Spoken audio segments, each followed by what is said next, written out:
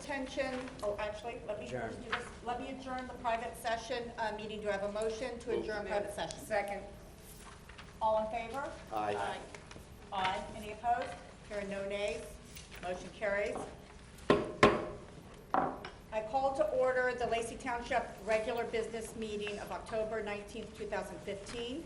Adequate notice of this meeting was forwarded to the Asbury Park Press and the Beacon on January 7th, 2015, and by posting the notice in the Forked River Post Office and the Lenoka Harbor Post Office, and by filing a copy of the notice with the Lacey Township Clerk as required by the Open Public Meeting Law. Please join me in standing and saluting the flag.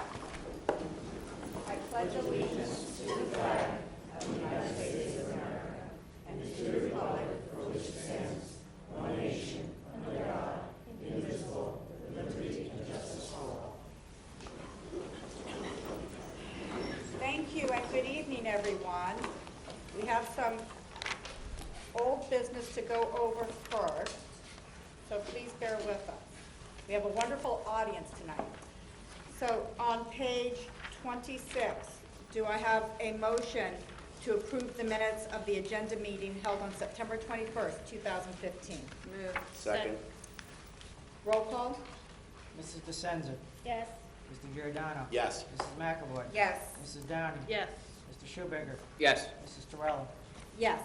Do I have a motion to approve the minutes and appropriate attachments to the regular board meeting held September 21st, 2015? Move. Second.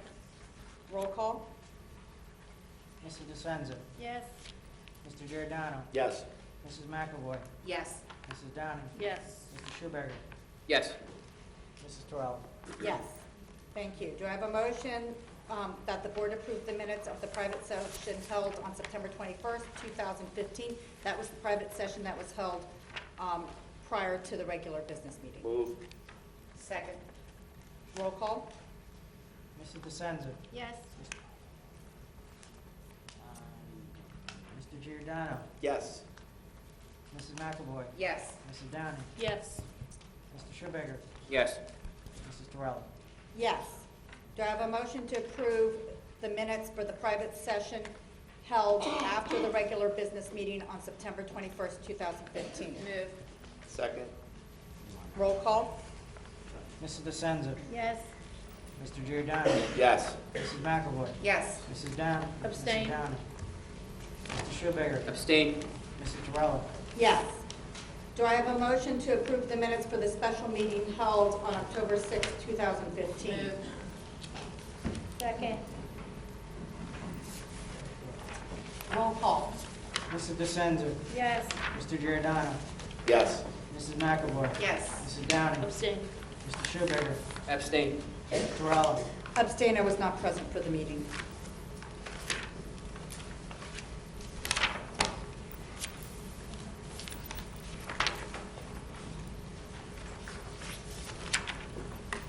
Turning to page 47, do I have a motion to approve the payment of the bills totaling $6,566,386.07? Move. Second. Roll call? Mrs. DeSenza. Yes on all bills, but I have nay on the following. 950-730, 538-175, 952-670, 952-905, 953-089, 950-330, 952-788, 953-090, 514-230, 952-749, 952-970, 516-775, 951-133, 950-948, 953-088, 952-005, 952-908, 951-832, 952-135, 950-642, 949-597, 534-600, 950-937, 539-350, 952-494, 952-140, 953-087, 952-907, 953-086, 952-671, 952-467, 951-010, 952-004, 952-904, 533-300, 260-527, 953-013, and 953-014, and the list is being passed across. Mr. Giordano. Yes. Mrs. McAvoy. Yes. Mrs. Downing. Yes. Mr. Schubager. No. Mrs. Terrell. Yes. Do I have a motion? Move, please. Second. Roll call? Mrs. DeSenza. Yes. Mr. Giordano. Yes. Mrs. McAvoy. I'm not sure what the motion is. The one at the bottom of page 47. On page 47. Thorough adoption That we of have enough money to resolution, pay the bills, Donna. the one we read. Yes. Well, we're going so quickly, I want everyone to know what we're voting on. Mrs. Downing. Yes. Mr. Schubager. Yes. Mrs. Terrell. Yes, thank you. We're looking at page 48. Mr. Stein, do you have anything else at this time? Nothing. Thank you. Now it's time for our student representatives. Unfortunately, due to illness, we only have one with us. Oh, no, due to work schedule, we have one with us tonight. The sophomores are selling $30 stadium blankets, and if you would like one, you could see Ms. Taskin. The juniors are beginning a powder puff game, and the sign-ups are in the beginning of November. The seniors are selling $35 senior class hoodies, and if you would like one, please contact Ms. DePaula. The new student breakfast was October 2nd. Homecoming, the decoration day was October 10th. The dance was October 17th, and over 630 students attended. The students loved the new DJ and updated food choices, and thank you to the freshmen and sophomores who helped clean up on Sunday. On October 13th, there was a leadership meeting at TCNJ and 4 officers went. On November 11th, we were going to the Veterans Day ceremony, and all SGA officers will attend and the SGA president will speak. We are having a food bank fundraiser. The teachers and staff will be paying $5 or making a food donation to Wear Jeans on November 25th. And we are planning a battle of the classes, and the SGA Executive Board is working on the new Spirit Week in December, and there will be details to follow.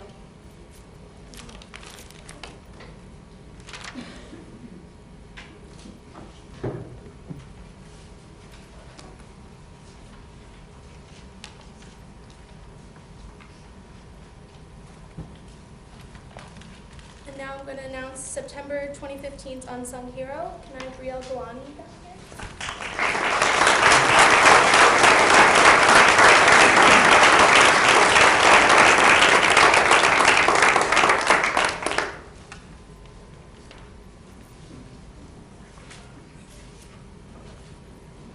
September's Unsung Hero is Brielle Galani. Not only is Brielle an above-average honors student, she is also an athlete, an active SGA member, and a volunteer.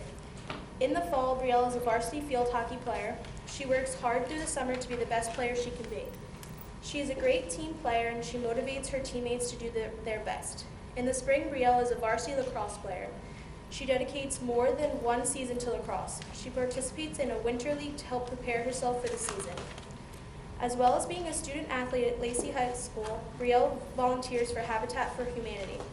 Habitat for Humanity works to provide a safe and affordable shelter to families in need. Eventually, she will have enough experience to build houses for Habitat homeowners. All around, Brielle is a kind-hearted girl who has a positive outlook on any situation. Brielle Galani deserves the honor of Unsung Hero for the month of September.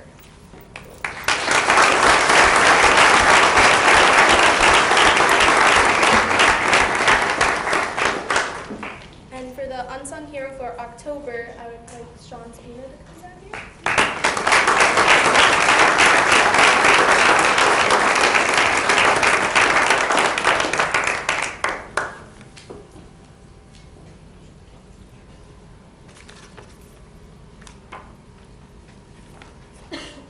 Sean is an individual who always strives to give 100% as an athlete, a student, a club member, and a friend. Sean is currently studying Homeland Security at the Ocean County Vocational Technical School, and in the past has been an intern in the Special Needs School Culinary Program.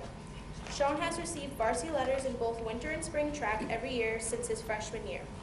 Sean is also a school record holder for shot put, and last year he was MVP for winter track, as well as the Golden Pole Award recipient for spring track. Sean is not only dedicated to athletics, he is also an active Eagle Scout member.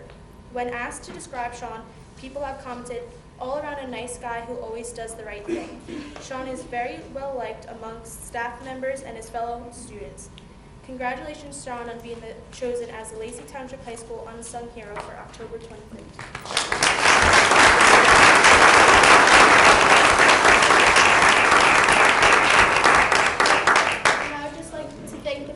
Brielle Galani and Sean Spina. Could you stand up? Could you stand up?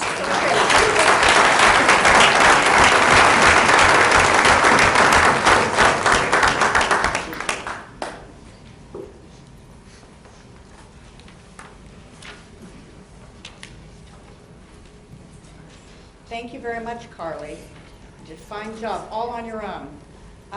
Next, we have the superintendent report.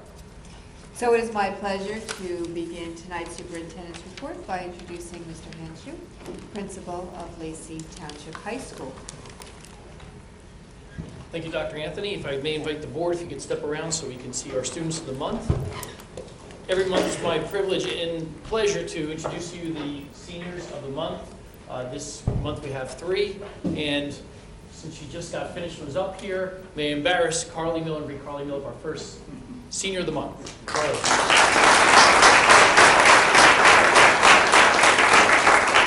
I'd also like to recognize her parents, if you wouldn't mind please standing so we give you a round of applause.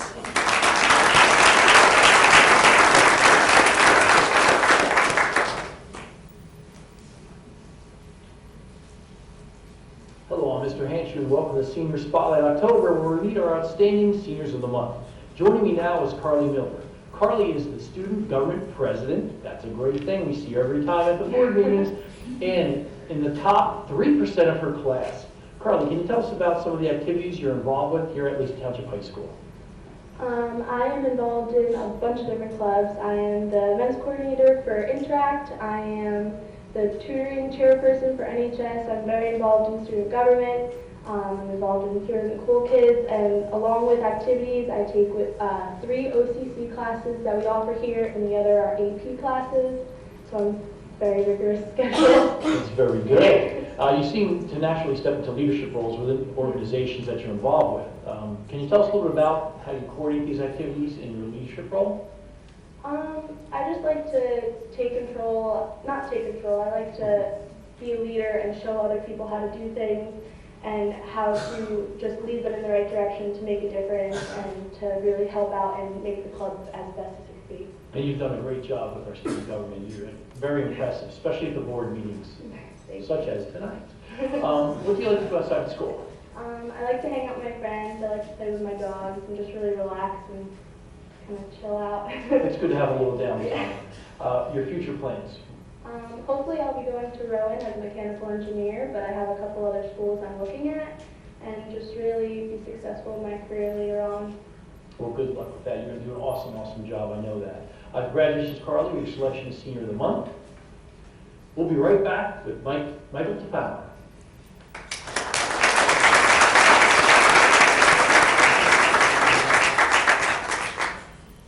Congratulations, you're a fine example of Lacey Township students, and please come back and share all your knowledge with us. Thank you. And come back and see us at board meeting.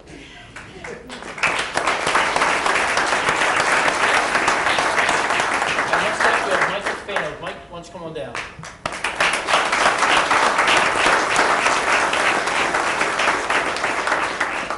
I'm used to calling him Mike. We've been together for, what, now 6 years, so... Yes.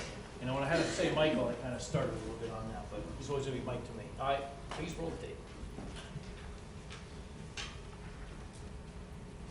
Welcome back to Senior Spotlight October. Now joining us, the Senior of the Month, Mike Tafano. Mike is ranked the top 10 students in his class, and is a member of 8 school clubs, and is a community volunteer. Can you tell us about your activities that you're involved with? Well, I try to take as many rigorous classes as I can, mostly AP classes, and as you know, I'm in the STEM Academy here at Lacey.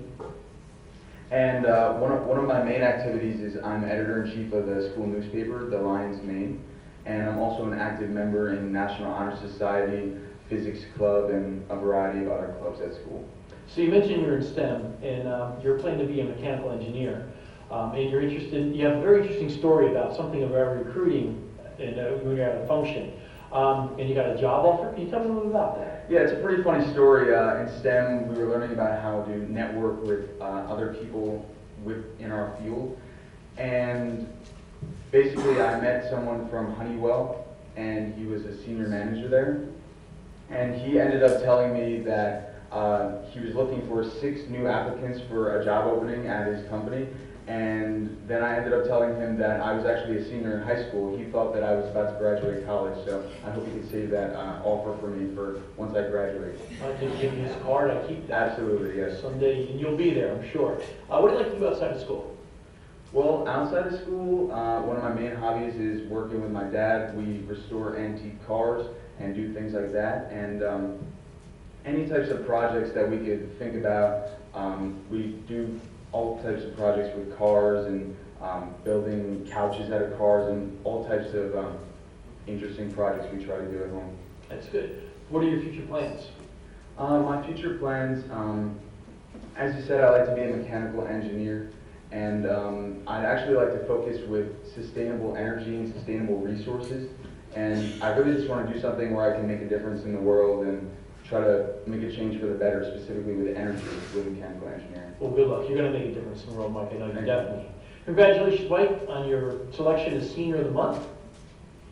We'll be back with Vocational Senior of the Month, Kelly McConnell.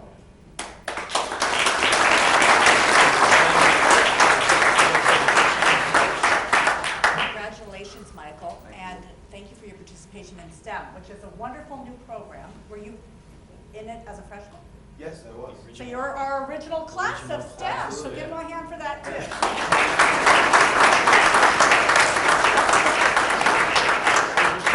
Educational student Kelly McConnell, is she here tonight? I did not see her.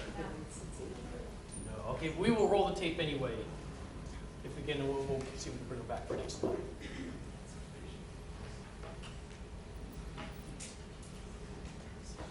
Welcome back to Senior Spotlight October, where we meet our outstanding seniors of the month. Joining me now is Vocational Senior of the Month for October, Kelly McConville. Kelly, can you tell us about the program that you're involved with at vocational school? Right now in Vokes, I am a second-year cosmetology student. So what made you decide to take cosmetology at vocational school? I always had an interest in the process of beautification and everything that is involved with cosmetology, so I just wanted to do it.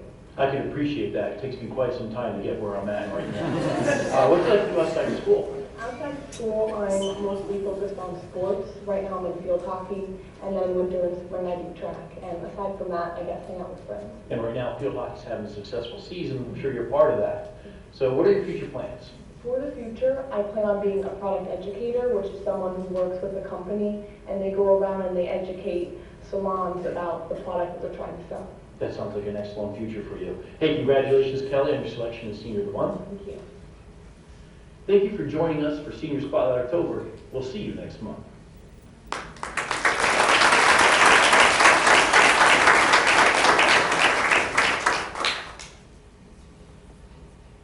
I'm sorry?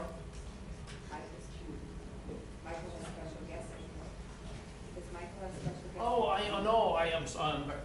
Mr. Fenner, would you please stand up? I'm sorry. I got to introduce you. I'm so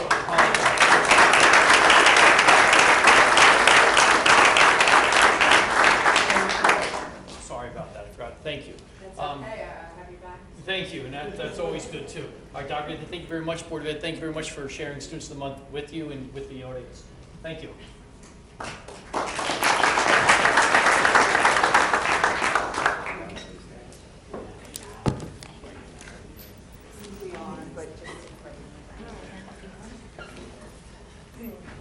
So that really is, you had an opportunity to see our favorite part of our board meeting, to celebrate the students. So thank you, and to your parents that are here and family members to join us on this special night. Thank you so much. I just want to draw your attention as we continue with the superintendent's report, that you'll see that there are some monthly reports included, the HIB report as well as the suspension report. And then I also want to let you know that thank you so much for coming, that I want to recognize both Savannah August and Samantha Slota, where they have taken the theme of just falling in love with learning and falling in love with school as they adorned our two covers for the superintendent's report and the board agenda tonight. So thank you so much. Please, if you haven't had an opportunity to go online and look at our superintendent's report for the month of October, there's also a paper copy outside. I would invite you to do that. And in there, you will see all of the amazing things that are happening in our schools. I do want to just extend my warmest gratitude to our teaching staff, support staff, and our school leaders and principals for really successful back-to-school nights this year. It's hard to imagine that the acorns are already falling and the leaves are dropping, and we are well into October. I hope that our parents and family members who attended our back-to-school nights had a very rewarding experience. I also want to just put a shout out to all of our student athletes who are on the fields this fall season. You are bringing us examples of pride and honor and sportsmanship that we recognize and really appreciate. Today starts an annual recognition of School Violence Awareness Week.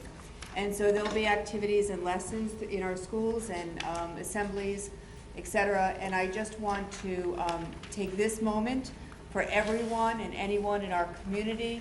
If you are driving our children to school on a bus, if you are a community member passing by our schools, if you see something, say something. So please don't ever hesitate, because the most important thing to us is making sure that our children are safe, that when they come to school they feel safe, and that they know that there are adults here who care about them. So we don't do that alone, we need your help. I will also just share with the board that on Thursday I have invited Chief David Paproda, the Township Police Chief, to be here with our administrators to review the memorandum of agreement and all that goes into encompasses that important document. So that will be happening this Thursday. Also in our superintendent's report, you'll notice that some of our principals have highlighted that we are participating in the New Jersey Congressional Readers Challenge. So we're encouraging our students to read, and that finishes on March 18th. And students will receive a certificate of participation, a congressional participation certificate. I also want to mention that our parents, and I know everyone knows this, but it is worthy to say it again, that our parents and our volunteers put a tremendous amount of time and effort into all of the activities that support our school programs. So I want to encourage you to join membership either for our PTAs, PTOs, PTSAs, whatever your school identifies with. I encourage everyone to, it's a small token, whether it be $5 or $10, to join a family or individual membership for them.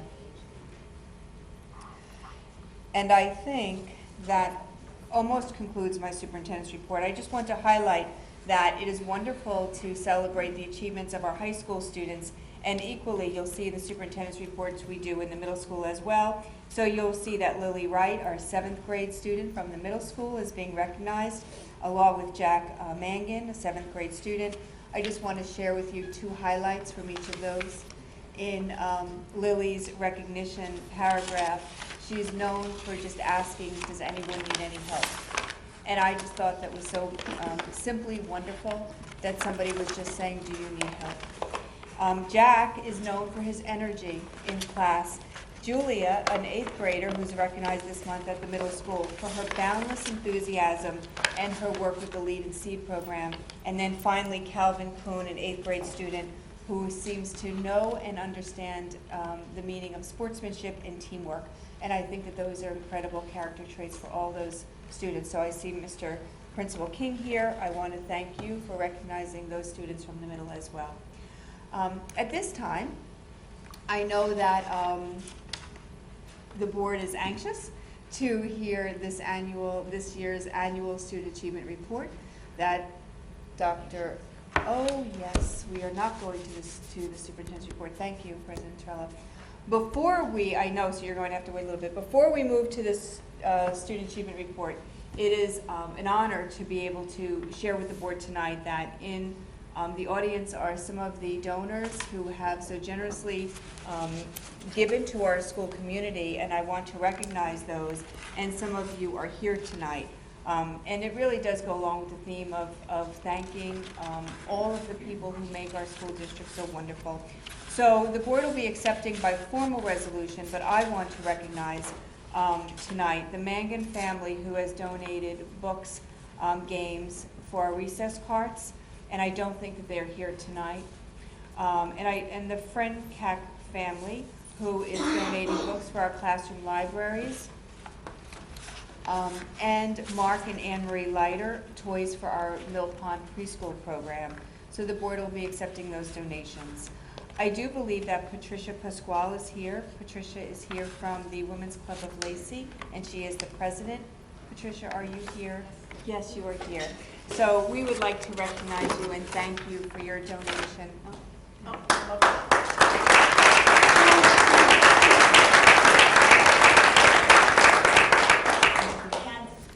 Dr. Anthony, if you could just share with the group what the Yeah. Women's Club actually did for our students. So and as you, some of these women maybe never had children in our district, and some of them did, but they still are part of our community, and they give to us every year. So I'm so glad you could join us tonight.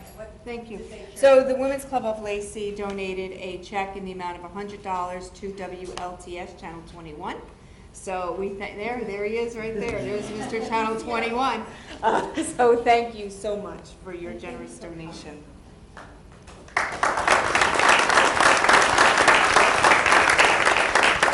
And I believe that Elizabeth Faria is with us tonight, and she donated. Elizabeth, are you here with us? No. Okay, so Elizabeth donated a coffee maker for one of our classrooms for the coffee shop. And Mrs. Mary Cummings could not be here with us this evening, but I do want to share with you that she donated almost $13,000 in musical instruments in honor and memory of her husband, Mr. Philip Cummings, who passed away on May 30th of this year. And it was his wish to his wife that she donate his musical instruments to our school district. So, Mary, I know that you couldn't be here. My staff spoke with her, and so we thank her so very much for her generous donation in memory of her husband, Mr. Cummings. And also, and I do believe that 92.7 WOBM is here with us, the Ocean County Breakfast hosts, Sean Michaels and Sue Mole. Are you here? Oh, there they are. See, we didn't recognize you because we usually just hear your voice. And thank you for coming, and while they're joining us here, I will share with you that I received communication from WOBM. If we were looking for students in need for their Stuff a Bus program, and in the amount of $300, we generously accepted that. I know that the board encountered all of those donations one day as we had organized them on the board table. And so they went to Forked River and Lenoka Harbor, and we thank you so much, Mrs. Perry.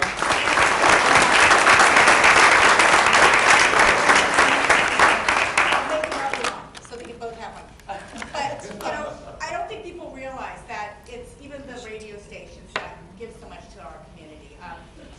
You know, we listen to you all the time, and it's nice to actually get to meet you in person, and I did see all the supplies, so it's very impressive, and they're helping our students learn by providing especially needy families with supplies in our district. So Mrs. thank you Crowe, so can much. we ask them to say something so we know it's their voice? Oh, yes. You want to say something? Look, he's talking loud. I just want to say one thing. My kids graduated from Pinelands Regional, so I figured this would be great to say thanks Lacey High School for beating us every sporting event we ever played against you guys. So thank you.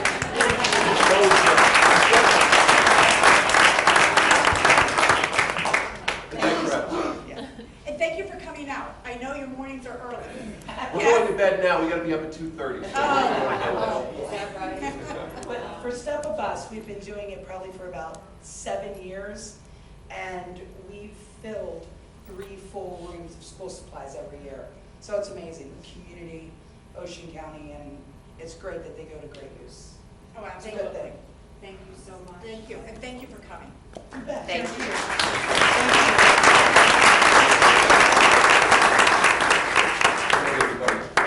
Thank you. Thank you for coming.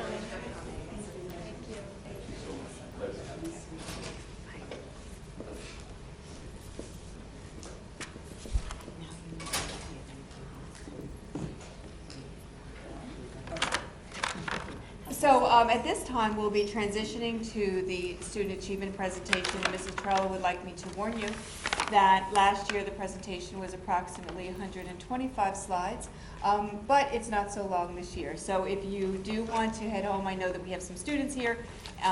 You are more than welcome to do that. We will not take any offense whatsoever. We know you have homework to do, and we're going to show some of the results of your hard work. And we'll be transitioning to take seats so we can settle in for our presentation, okay?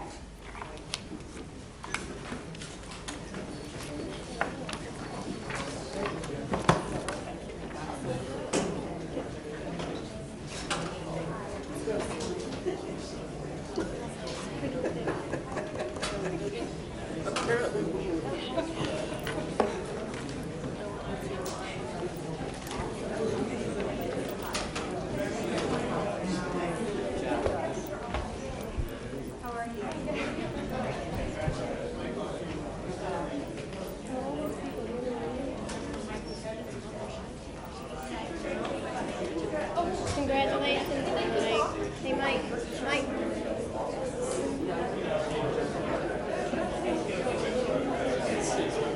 Oh, the thinness is normal, but the one edge, it does look a little like that. What? I use it instead of the mouse to go up and down. I use the arrow keys. That's my personal preference. If you want to use the mouse.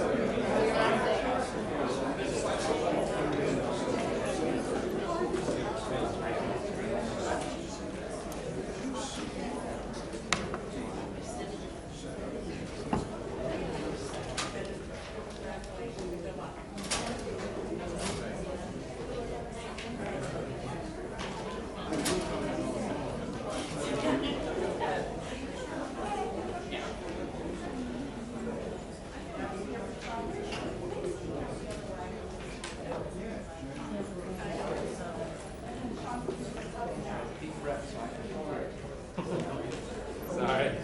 Yeah, it's fine. Yep.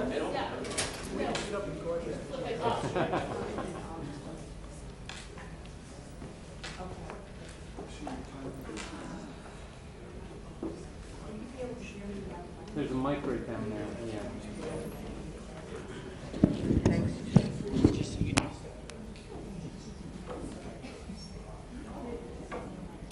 What did you do? Okay. Good evening, everyone. And you hear me in the back? We okay? Great. Okay. So this evening, Dr. Clark and I are going to be presenting the State of the Schools Academic Achievement Report. And you're in for a treat because not only are we going to be sharing some of the incredibly exciting things happening in our school district from a student achievement data standpoint, but also towards the end of our presentation, Ms. Chiccarone, our new guidance supervisor, and then probably complemented in some way by Mr. Hanshu, will finish our presentation. So hang on tight. I think you're going to really enjoy tonight's presentation. So let's start off with a slide that some of you are very accustomed to seeing, and that is our Lacey Points of Pride. And tonight, we are very, very excited to share with you that for our students participating in our NWEA testing, we are at and exceeding our national norms in all K-8 categories, and we'll get a little deeper into that in a bit. The expansion of our technology-infused curriculum at the high school is going incredibly well, and we are so excited about the rich and authentic experiences that our students are having. We are seeing impressive gains in grade 4 and 8 on New Jersey Ask Science. We have, since 2012, seen an 80% decrease in the dropout rate, and we're very excited to share that information with you. 63 college classes were taken by seniors this past year with Lacey Township High School and our Ocean County College partnership with Jumpstart Dual Enrollment. We have seen an increase in SAT test takers, an increase in AP scores, and impressive gains over time in SAT reading and writing with over 20-point gains in each. And then finally, on the bottom there, some of the highlights centered in our schools in Lenoka Harbor. We are excited to share that we have had increases in our advanced proficient scores in language arts literacy. So LAL, if you see it throughout the presentation, let me orient you, is language arts literacy. If you see AP, it could stand for advanced proficient or advanced placement, depending on the concept of the slide. And so at Lenoka Harbor, a decrease in advanced proficiency, rather, that should be partial proficiency in language arts literacy. In Forked River, an increase in advanced proficiency, which is awesome. A decrease in partially proficient in language arts literacy. Back to Cedar Creek, an increase in grade 3 in advanced proficiency and a decrease in partial proficiency in math. What I want to highlight about Cedar Creek particularly is our principals know that when we talk about longevity for student achievement, we talk about 3rd grade. Because we know what our research tells us about the importance of students reading at or exceeding grade level. Middle school, an increase in advanced proficiency in math, a decrease in partial proficiency in math. And then high school, an increase in advanced proficiency in language arts and a decrease in partial proficiency there. And we'll get into a little bit more detail. So with the agenda for tonight, we're going to be focusing just a little bit on the assessments that are given to us from a national landscape, state and local. We'll be talking about our achievement results, SAT and WEA MAP tests, our college acceptance rates, and our attendance. We will be rolling out for you this evening the New Jersey School Performance Report, specifically focused on New Jersey Ask, and then our high school guidance program will conclude our presentation. So this is the time of year when we really start to ask some questions, and they sound very simple, but incredibly important. How are we doing? What can we do better? What do we want to shine our light on? And what questions do we need to ask ourselves? So on the national landscape, first of all, we measure our student success by SAT, the Scholastic Aptitude Test, our ACT, PSAT, AP scores, and NAEP. This year, for the 15-16 school year, we were not selected for NAEP testing, and we don't get individual results. And if you're interested to see how our students are doing on the NAEP assessment, you can go to one of the school performance reports and take a look at that. On the state level, for the 14, you know that we're to see change for state assessments. So in the 14-15 school year, we will again be administering Park Language Arts, grades 3 to 11, Park Math, 3 to 11, New Jersey Ask for grades 4 and 8, and then the New Jersey Biology Competency Test. And we do not have Park test results. You will probably start to see them in the media when they are once they're not embargoed, once they're embargoed rather, for the end of the month. And once we, our school leaders, our district administrators, our teachers start to understand and make meaning of those results, then we will be holding parent meetings and small group sessions to go through those Park results. But in the first year, I know that you would understand that it would be critically important for us to understand how we're going to use that data and what it means for us. And then locally, this will give you a sense of our local assessments, and one of the most, this is probably one of the most important types of assessment that we give, because it gives a true formative assessment that's on demand, that's available to our teachers immediately, and certainly our parents, that are diagnostic and certainly predictive. So there is a testing soup that looks something like this. when we are talking about how do we measure student achievement. But we can't continue unless we recognize exactly what's happening in New Jersey and what our students and our teachers and our administrators are working with. And these are higher standards, these are tougher assessments, they are unprecedented demands on the teaching and learning process, and this is really an incredible time in public education in New Jersey, one that we cannot take at all for granted, and probably one that is not easily predicted either. And so one of the ways that we identify how our students are doing and how our schools are doing is to say, are our test results improving? Are we going from X to Z? What are we seeing in between? And one of the most important things that I want to share with you tonight is that this doesn't happen without focus and intensity when we're having conversations about improving our schools. So at the elementary focus for 14-15, it was on professional development. At Cedar Creek, small group instruction. At Forked River, open-end responses. And at Lenoka Harbor, writers workshop and park. Our Mill Pond focus on English language arts and social studies, math and science curriculum units, PLCs or professional learning communities in all areas, and then coming together culturally with Mill Pond One School, One Book Reading Initiative. At our middle school, professional development for literacy, exposure to our students for complex solving questions, the implementation of STEM, and our continued use of data, including teacher input to drive instruction. So, in 2014-15, these were the state assessments that were administered. Our New Jersey Ask Language Arts and Math, our New Jersey Ask Science, and our biology competency assessments.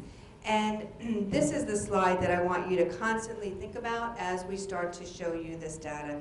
And that is that when we're talking about making annual yearly progress, or AYP, annual yearly progress, moving all students in the direction of going up and getting better, that it doesn't happen in one linear straight line, and you'll start to see truly what Dr. Elmore shows us is that this is really what school improvement looks like.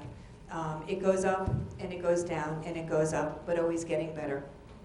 So, for the 2014 school performance report, which is currently online, we don't have one right now. This is what our proficiency trends look like. So the first thing I'm going to do is just orient you to the graphs, and then we'll go quickly through them.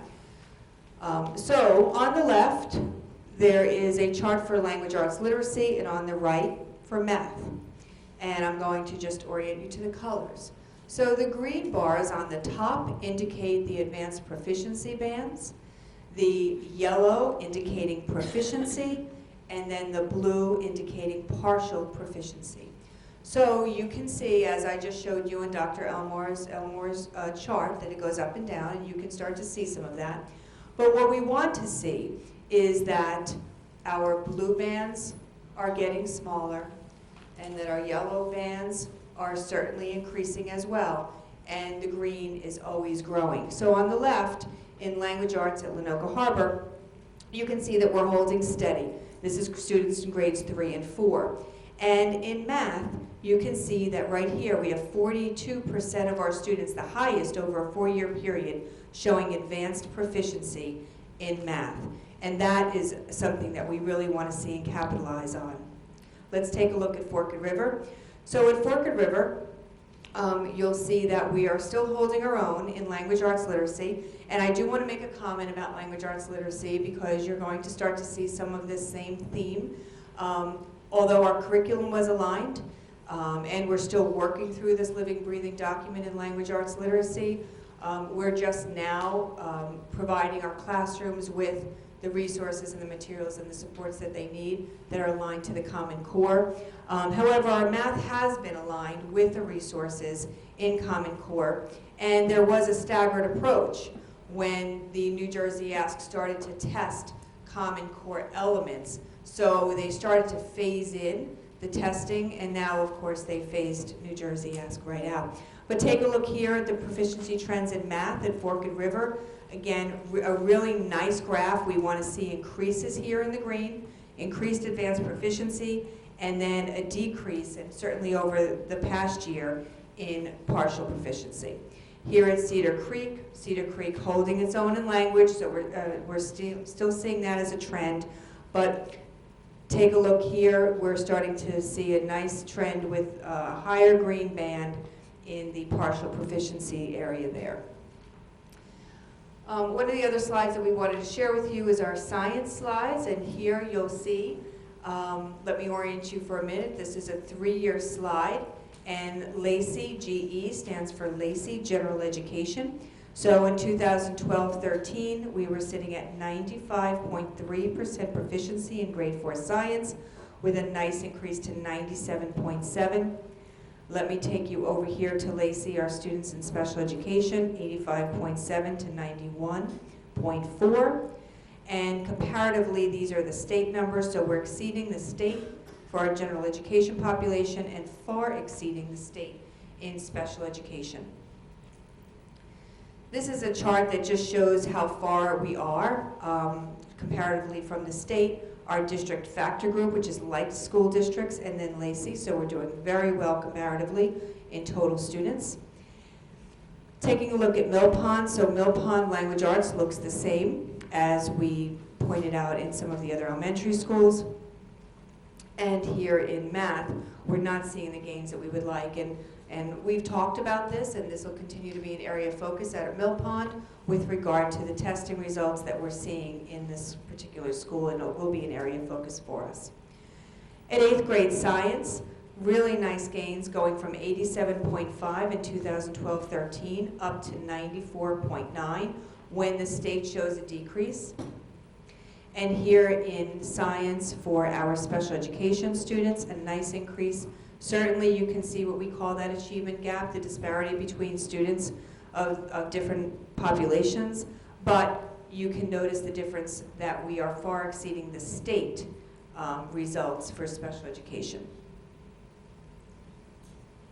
And another chart showing how far LACEY is from our DFG, those like districts socioeconomically to us, and then the state. And our middle school proficiency trends. Let's take a look over here, language arts again, and I've just shared with you that although our curriculum was aligned, we still had some ways to go with aligning our resources, and we're there. We're getting there every day. But take a look at these proficiency trends in math, which are really nice. These are growing, these are diminishing. And let me just show you one more slide in middle school, which I think is really particularly exciting. Another math trend where we're starting to see a real decrease in partial proficiency and a really incredible increase in advanced proficiency here at the middle school. That's 7th grade.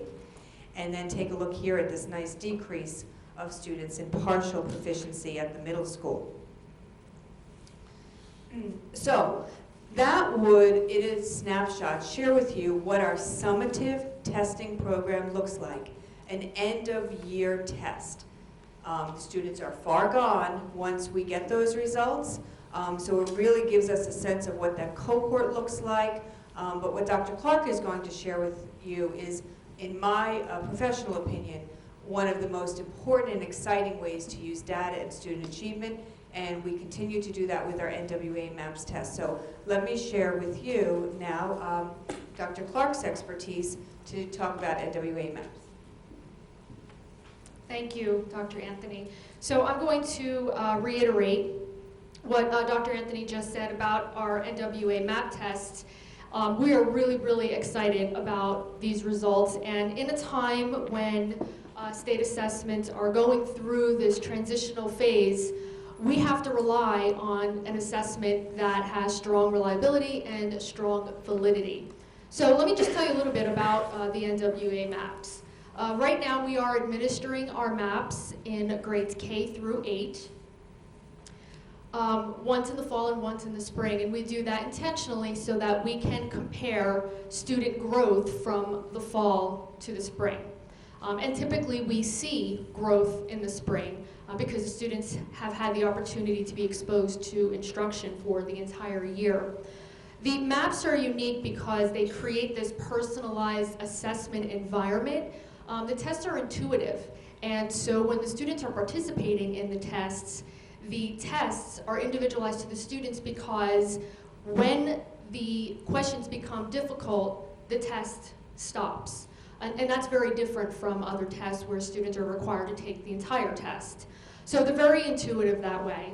And so let me just share with you the results, how the results are reported. So we're accustomed to scale scores, and we just went through those with the New Jersey Ask. And so we know that it's proficient, partially proficient, and advanced proficient.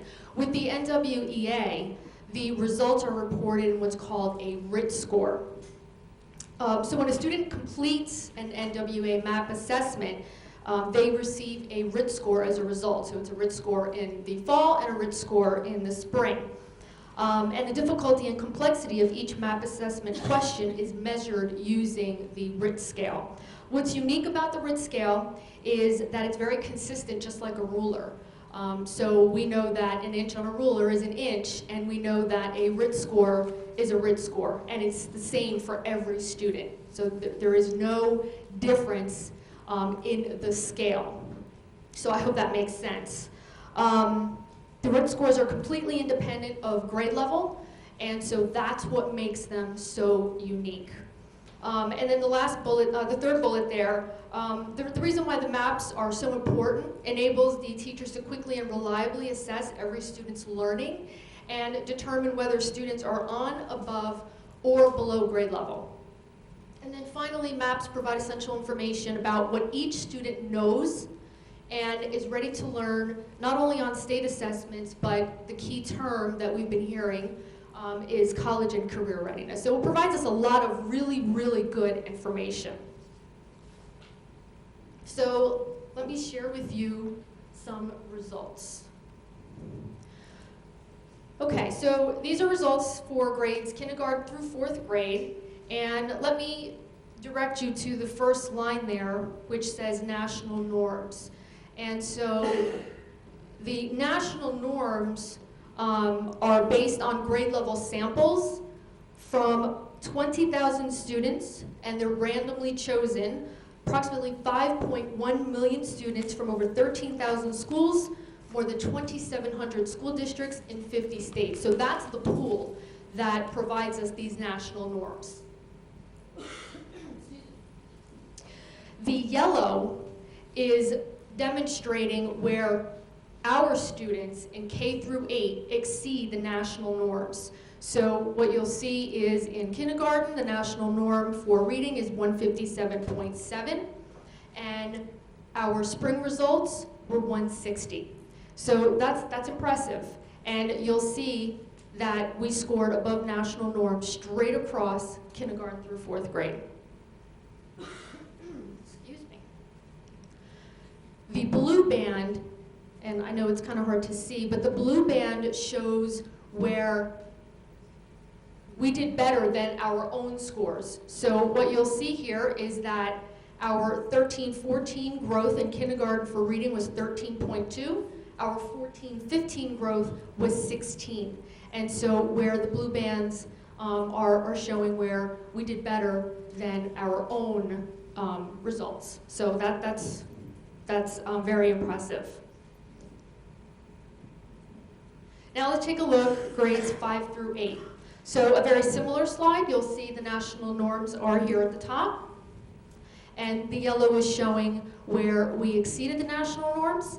And the blue bands here are showing where we exceeded our own progress in 13-14. So really, really good information, helpful information for our students to drive instruction. And again, a reliable and valid test for a time when we do not know what the PARCC results are going to look like. So really assists us in helping place students, providing strategies for improving instruction and good information for our teachers as well. Okay, now I'm going to shift gears to the high school. Dr. Anthony talked about high school focus for our elementary schools, our middle school, and our Mill Pond School. For the high school, we are in our second year implementation of teaching in the block, and I think I can speak for Principal Hanshu that so far it's been very successful. Our online offerings continue with Lola, so Lacey Online Learning Academy, and that expansion has happened as well. We have continued with our blended learning implementation. Lots of lessons learned in the last school year, and we've taken a lot of the feedback that we received to apply new strategies for what blended learning looks like this school year. Certainly an expanded curriculum. Our program of studies at the high school includes additional course offerings. We've talked to a certain extent about our STEM program, both at the middle school and the high school. Enrollment is very good in all of those programs. There's been a focus on understanding by design in our lesson planning, and that goes hand in hand with our curriculum mapping that we've been doing for since 2012. And finally, the expanded use of technology, student-centered, and students are engaged in learning, and that is certainly true at the high school this year because of one-to-one and our Chromebook initiative, another successful program. Right, Mr. Hanshu? All right, let's take a look at a chart that you've already become accustomed to. Let's take a look at high school results. And so, as Dr. Anthony mentioned earlier, we really want to be focused on our blue bands here and our tan bands, which indicate proficiency, and we want to see these green bands decrease. So here's our language arts literacy results, and we like what we're seeing here. A similar trend in math, always room for improvement. And here are our biology results. And excuse me, one of the comments that I want to make here is that we are in the process of transitioning to new standards called next generation standards, and I suspect that as we continue that transition, we are going to see this chart change dramatically, and so we will await the results next year and see what they look like, and we will be well into our transition for next generation standards.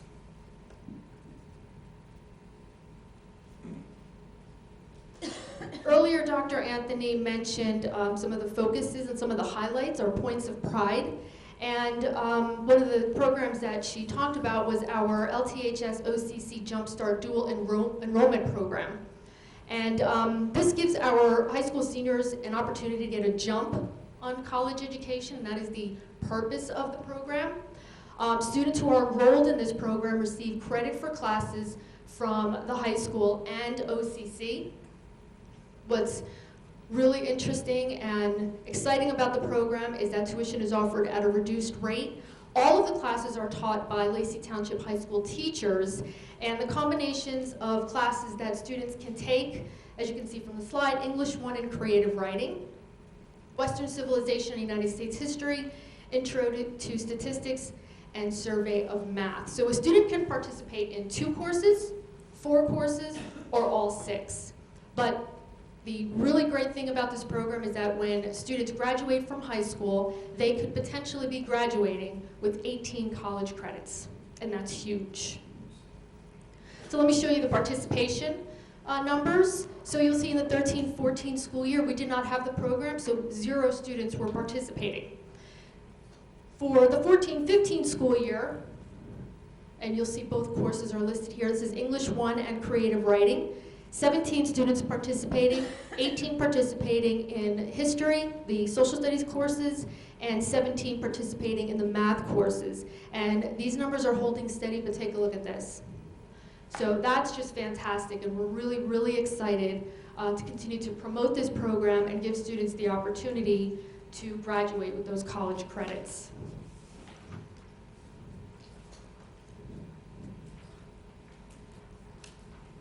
right, shifting gears again. Some of you may or may not know that we have a new SAT coming. And this is going to take place in March 2016. So students who are participating in the SAT right now are participating in what we call the old SAT, so the current SAT, I should say. So what are the differences?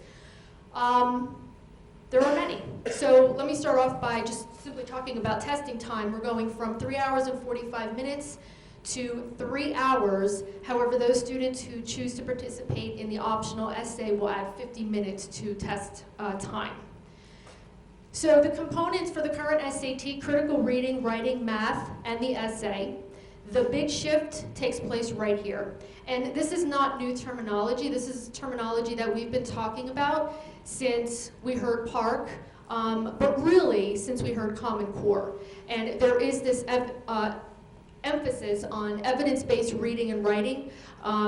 So this is where we're going to start challenging students when it comes to the reading test, the writing, and the language test. The math is still a component, and again, the essay is optional. So some of the important features for the current SAT, emphasis is on general reading skills, reasoning skills, and the new SAT is going to focus on knowledge, skills, and understandings that research has identified as most important for college and career readiness. And there's that terminology again, college and career readiness. So there's the shift in focus. Greater emphasis on the meaning of words in extended context and on how word choices shape meaning. So we're asking students to make those connections, whereas before the emphasis was really just on vocabulary and it was limited. The other interesting change is right here, and there's a typo here, but blank responses have no impact on scores. That's the current SAT. The new SAT, there will be no penalty for guessing. So that's actually an advantage. So students can have the opportunity to guess, and they'll earn points for that. And again, here's the essay information. It's optional. Colleges determine whether the essay is required for admission, and I'm sure that that's something that they're all working on right now. Again, 50 minutes to write the essay, and just some more information about what it is that the college admissions offices are going to be looking for. So that's the new SAT. We do have SAT boot camps that are taking place right now, and the instructors who are teaching those courses are going to orient students to the new format and go through some of the some of the examples and test questions so that they are prepared for this in spring.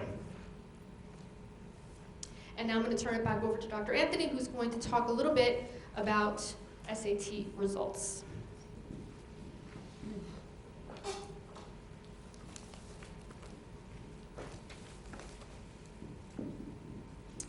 So one of the things that I want to share with you that I'm particularly excited about is that when you start to take a look at some of the current information out there nationally, this is a time when national scores for the SAT are going down, actually is the phenomenon that currently is existing, but not so much here in Lacey.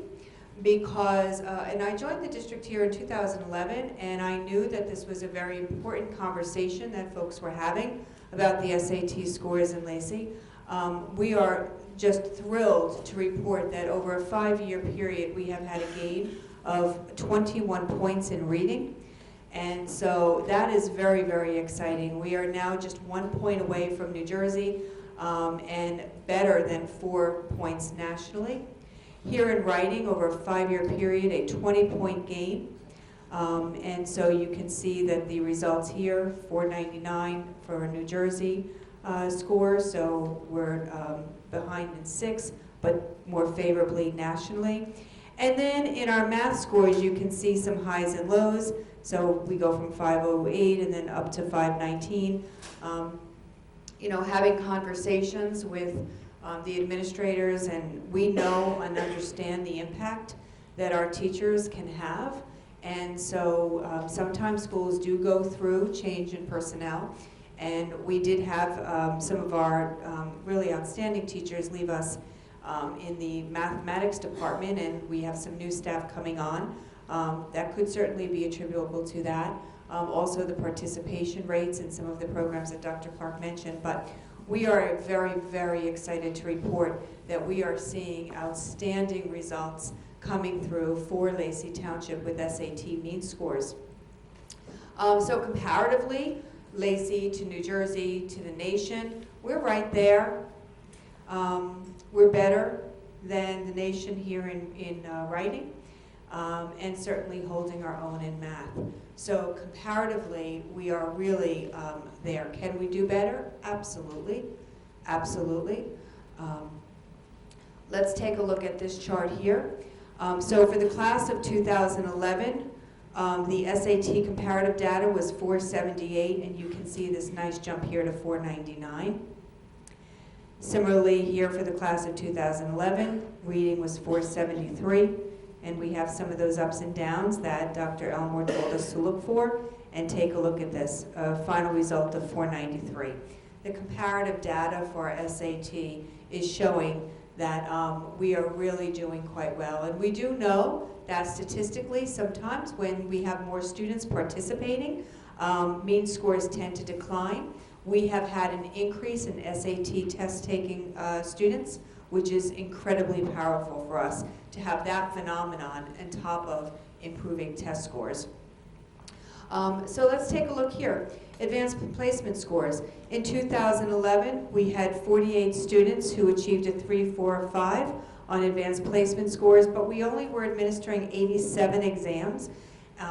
If you've heard me speak before, if you've heard my staff talk to you about the importance of rigor, the importance of relevance, and the importance of relationships in our schools, and I want to thank Mike today when we rolled the tape back and he talked about how he wants to really have a rigorous transcript.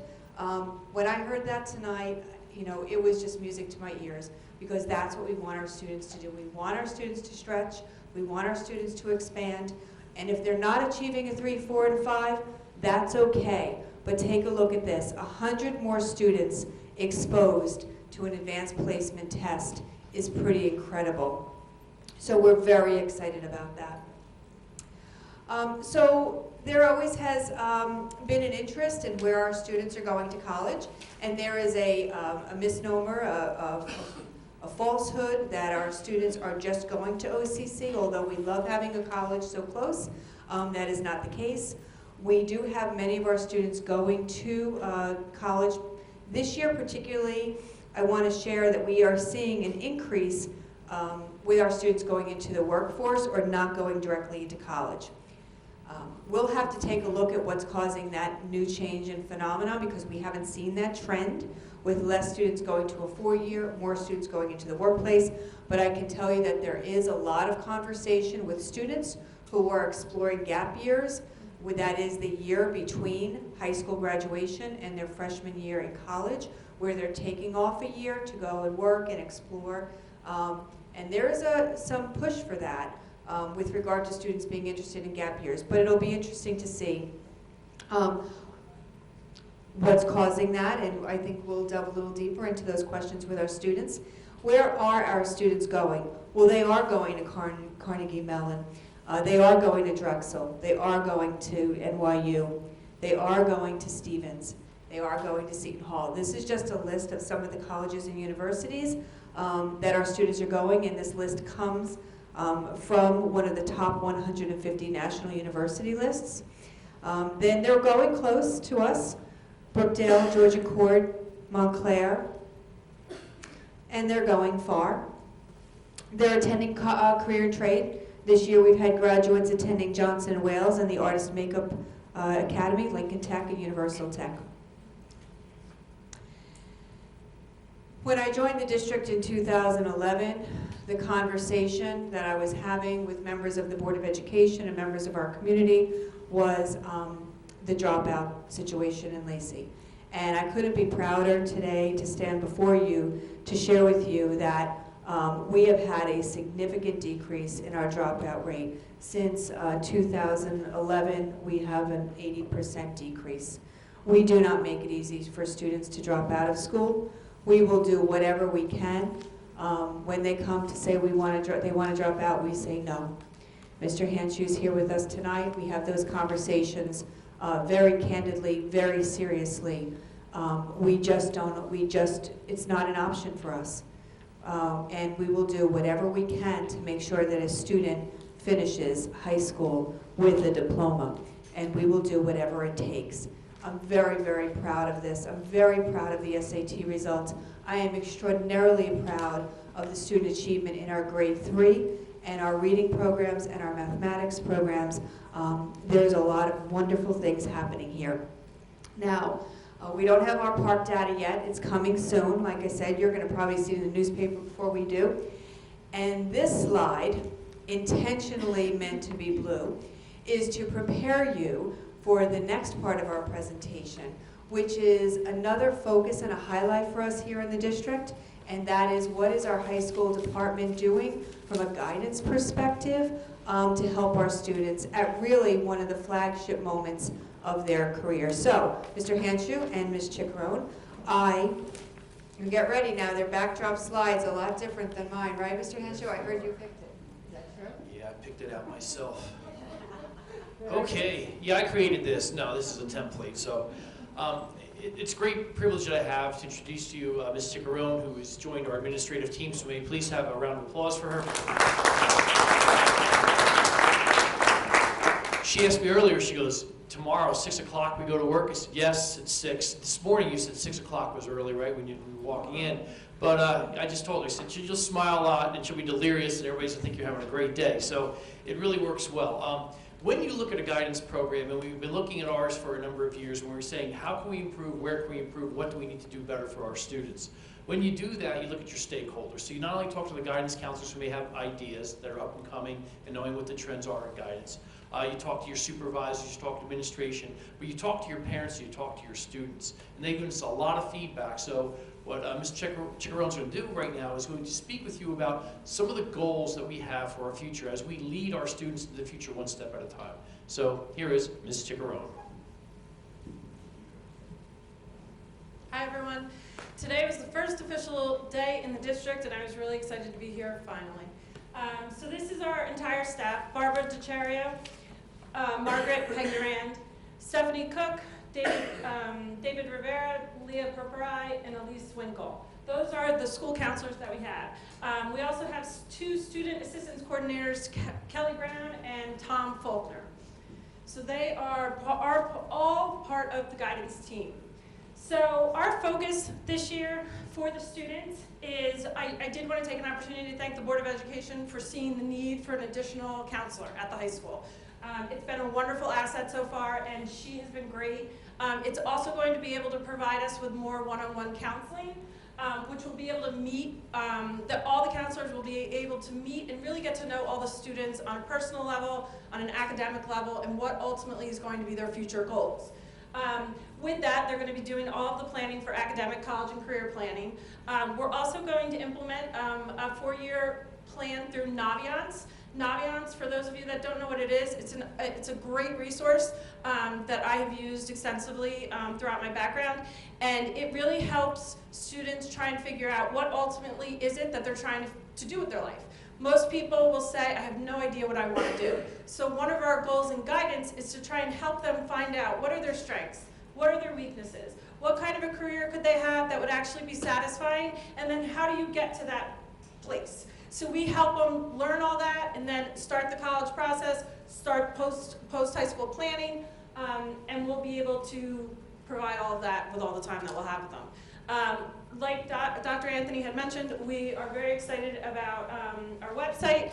It's going to be more comprehensive, and it's definitely more user-friendly the way it's set up. We also have a new Twitter account, so we're hoping everybody will follow us at Lacey Guidance. So we'll be updating that as often as possible. Also, parents. We got a lot of feedback, and communication is key. We want to hear what we're doing great. We want to hear where we can improve. So one of the things that we're going to do is we're going to have quarterly parent advisory evenings. So that's where we'll be able to communicate what's going on, what you need to be worrying about, the timelines of, a lot of the times we get asked as freshman parents, what should I be doing with my child? Should I be worrying about college right now? So we'll be able to give them give guidelines as to what you should be doing each year throughout high school. We're also going to have spots on the website that I'll be able to show you where we'll have a newsletter and Twitter feeds. Like I said, we're going to have timelines for each school year, for each grade. And basically, our job is to help everybody plan for the future. Junior year, one thing that we're going to implement is individual student, parent, counselor meetings. They will take place generally through January, March, April, and basically that will give everybody an opportunity to talk about what are everyone's expectations post-high school. So I believe that that's one of the best ways to kind of get everybody on the same page and make sure everybody's planning for an appropriate senior year schedule and then ultimately prepared for post-high school. So we are, one of the exciting things that's coming up is on Wednesday, November 18th, we are going to have a little open house of sorts where we are going to be able to, teach you guys about any of the new programs that we're starting. We'll have a lot of information and all the counselors will be there, so it'll be a great night to come out and see all that. So the new guidance website, it is at, there are two ways to get into it. You can either go directly to lthsguidance.com or through the website, the main Lacey website. So if you click on it, it'll take you right to it. And basically what we wanted to do was we wanted to make it a little cleaner and more focused as to what you might be looking for. It's a work in progress, so we're still adding things to it, and I encourage everybody, if there's something on there or something that's not on there that you would like to see on there, please let me know. Give me as much feedback as you'd like. But if you go to the home, it'll actually go into about a bio for each and every counselor that's in the department. Some other things that you can look for, all academics, anything academics that you might be interested in. Advanced placement, there are a lot of links to where you could actually get all the information for. So anything that's generally underlined is a link that will take you somewhere else. Hopefully we had some issues earlier. Yep, so here it is. And it'll describe each and every AP course that we have to offer. Where is back. We have a career exploration page. We're going to be updating that constantly with outside jobs that people might have, because a lot of the time students will ask, I want to do this, but I'm not really sure. I encourage all kids to get involved, whether it's a part-time job, whether it's volunteering, or whether it's shadowing people. If they have an interest in a particular field, you don't know what it's ultimately going to be like until you're in it. So what we're hoping to do is do a lot of outreach with some organizations in the community so we can have opportunities for students to actually have that. Preparing for college, I talked about the timelines. If you scroll down to college planning, you can go through each grade, and basically what it will tell you is what is the calendar and the checklist for things that students and parents should be concentrating on that particular year. So it's just a lot of information in case people are interested in looking for it. And then we just all sorts of information that would be important for anybody about guidance. But like I said, it's a work in progress, so if there's any information on there that you don't see that you'd like us to add, please don't hesitate to contact me at any time.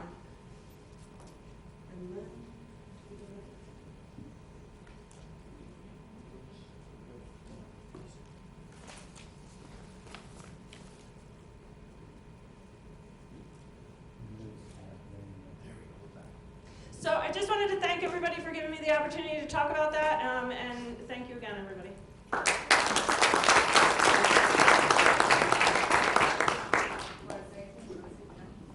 Yeah, I'll say goodnight. So, and thank you for your support during the year. If you have any ideas or for the guidance or for the school, please let us know, and we will absolutely hear you. Okay, thank you. Thank you, Mr. Hancham, Ms. Chabrone. Thank you so much, Dr. Clark. Thank you. And thank you. We encourage you to ask any questions that you would want of us. Please contact us at any time or send us an email. We'd be delighted to be able to help you figure out what's important to you with regard to everything that we shared. So thank you. Thank you. Thank you, Mr. Hancham. And thank you for everyone who stayed through that important, very important presentation. And thank you for making it less than 100 slides. You're welcome. I know, Dr. Anthony, you're just making your way around, but do you have anything else tonight? I think that concludes my presentation. So. At this time, public comment. I'll open the floor. Public comment. If you please raise your hand. And just state your name and your address for the record, please. Hello, my name is Rob Claus, and I live on 743 Oxford Road in Lenoka Harbor. Also, too, just want to say I'm a Board of Education candidate, so I'm here with a personal question now. I noticed tonight there was a lot of teachers here earlier. Unfortunately, they all left. It would have been nice for them to see some of the progress. I asked around and I heard that the reason why they were here was because we are still working on a contract together with them, trying to figure something out. And what I wanted to find out was, on the board, who is it that's kind of leading the charge for the negotiation? I'm the chairman of the Contracts Negotiation Council. Okay, and who else is Chief with you? Cosenza. Yeah. Okay. And Mrs. Farrell. We are in the middle of October now, and I'm just curious why we haven't come to an agreement yet. What's the holdup, and how long do we expect for that to be done? And I don't know if, I mean, I'll be happy to answer it. well, I don't know. I mean, the simple answer comment is on it's everything. not an easy process, and it takes time, and there's a lot of back and forth discussion. There's a lot of language changes. If you could look at the book, or I should say the packet that we were given by the LTEA, it was very thick. Right. So in order to do a thorough job, we go through each of these things line by line, discuss it as a committee. And so it takes time. And I think everybody would be interested to know that you want us to take that time to go through this with a fine-tooth comb, to understand that we're doing right by, right by the taxpayers, right by the district, and making the best possible decisions that we can make. Okay. We're making progress? We're making progress. I know Mind you, it started back in February. No, I know. Yeah. So it's been a long road.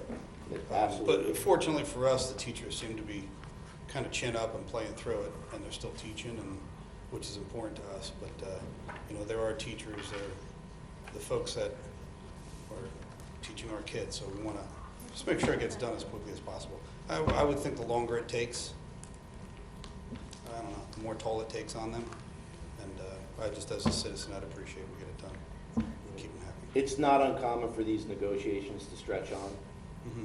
So, just know that we're doing our due diligence to make the right decisions for everybody involved. So, cool. Well, thank you very much. One other comment, that guidance thing, right on. Well, thank you very much. Thank you. Any other public comments?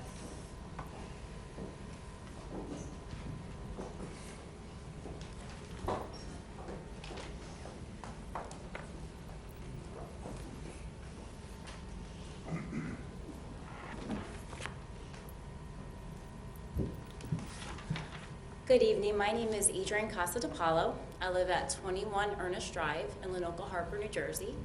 I have two little boys. One's at Mill Pond. He just entered in 5th grade, and one's at Lenoka Harbor School. Everyone's having a beautiful year. Everyone's happy where they're at. They're happy with their classmates. They're happy with their students and their teachers. My son that's in Mill Pond attempted to join a fitness club in which only 45 students can get into, and it was also a paid club. And he brought his permission form in within 24 hours and his payment, and unfortunately, it was closed out almost immediately as soon as school started.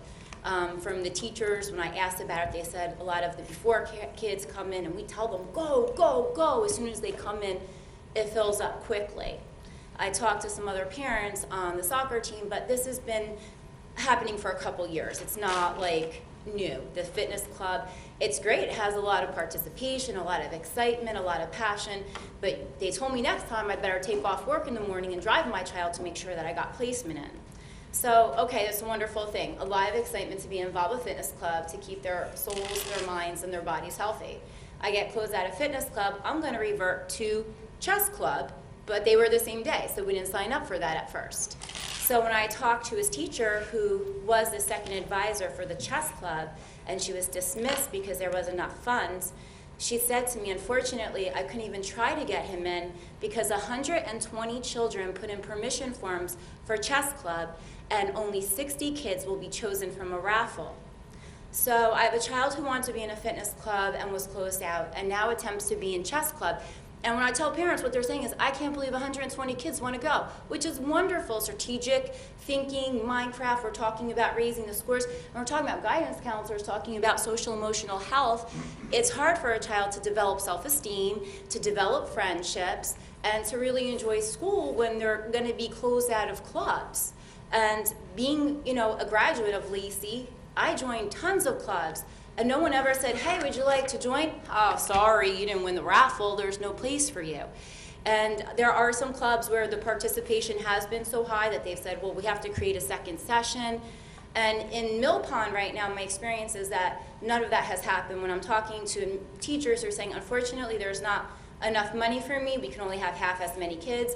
So whether that needs to be managed better or you need volunteers from the community, I myself have been involved in fitness for 20 years and offered myself to the board on more than one occasion to provide free fitness programming, which was never really acted upon, and I would get fingerprinted. There's chess clubs at the churches. I'm sure there's people with experience, with passion, with the willingness to come in, get fingerprinted, and then be a source for the school for whatever it is. The 4 to 5 years that we get fingerprinted, they're talking about trying to get the high school kids involved with vocation, whether they become the positive source of support to help, whether they themselves play chess and they can help out, or I think that there's a lot more options and solutions, and it's October. I really don't want the whole year to get away from us, and this is a time like 5th, 6th grade where kids are going to go one path or another, and we have parents in the community that are taking on 2nd and 3rd jobs to pay for sports and clubs and activities for their child to get well-rounded.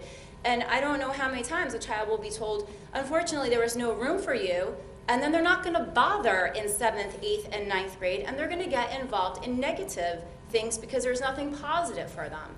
I was really quite shocked and disappointed in how this has happened this year, and I just really think that whether there's more money that needs to be put to that, or more, it takes a village to raise a child, looking to the community and looking to people that are willing to donate their time and their services. But I wanted to bring this up formally because I don't want to write a letter that, in a month or two you hear from. I've done that in the past, and I just kind of wanted to just come and put it out publicly that I just think that there needs to be something done for these children. I don't want anyone to feel bad about themselves, or I can imagine the joke. By the time you get to 9th and 10th grade, why are you doing what you're doing? I tried getting a club. I couldn't even get into a voluntary club. I mean, it sounds like a joke. So I just came here to express that, hoping that there can really be something done quickly, right. Not when the school year is over, but to just help. I think most of you would probably agree with the need. Right. And I was just going to say that to you. I'm actually the chair of the policy committee, which is also co-curricular safety, security, and other things. But we'll absolutely talk about this. Actually, Mr. Shoebiger was one of our board members who helped put together and spearhead the fitness club. And we knew that it was a huge hit, so I know in the past, if a child got into it once, they couldn't get into it again. We had to roll it. Yeah, they didn't keep the forms or do any of that. Well, and so I know it's been a huge, and I'm not telling you that we're not going to look at it, we are going to look at it, because I think everybody on this board agrees with you. If you have children who want to play chess, my goodness, we got to figure out a way they can do that. So I think, I chair the committee.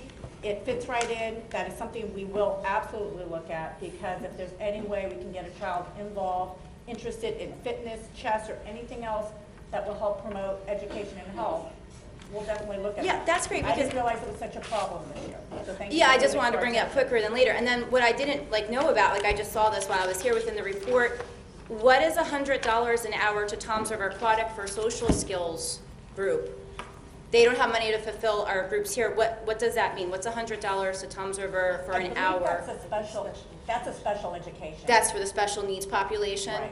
Okay, I wasn't sure, you And a know. lot of times that money, and I'm not speaking direct, but a lot of times that money will come from different places. But we will definitely look at that, and we'll ask the superintendent to reach out to the building principal to find out how many parents have been turned down. What can we do? If we can set up separate, you know. Yeah, because I was just 2 for 2 clubs, and I don't know what the status was. I don't want to start asking and rallying people up or There's so anything many of the different sort. options, so we can Yeah. talk about it. I mean, Okay. we have a National Honor Society that helps out in the schools. I mean, there's different things. We can talk about how to do that, but that's. Mrs. Terrell, you Yeah, I'm more than willing to volunteer. Not I think there's a well. ton of people that really would. Yeah, and I mean, Yeah. and there we have high school students that are National Honor Society members who have to do volunteer work Mhm.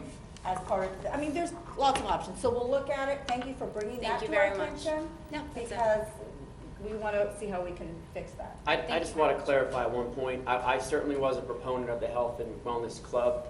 I was not a proponent of a wait list or a raffle, so I know we'll look at this and try to address it. All right, thank That you is very much. absolutely true. Nobody wants a wait I'm list just or a making- raffle. okay. All right, thanks. Thank you.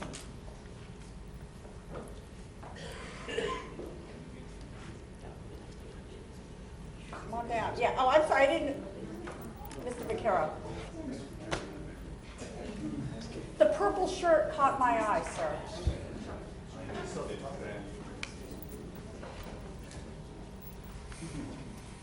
Gary Vaccaro, 116 Hetherington Court. I just had a few things. First, I attended the back-to-school night at the middle school, and I want to thank and commend Principal King, I don't know if he's still here, as well as my daughter's teachers, hopefully I get the names right, Mr. Sampieri, Mr. Ryder, Mr. Comurri, Mrs. Kirk, who explained to me what the CALE meant in my daughter's test and what that ranking meant, as well as Mrs. Dickhouse. They gave excellent presentations, were very energetic, and gave a great understanding to the parents of what was going on in the classrooms, and I just want to thank you for that.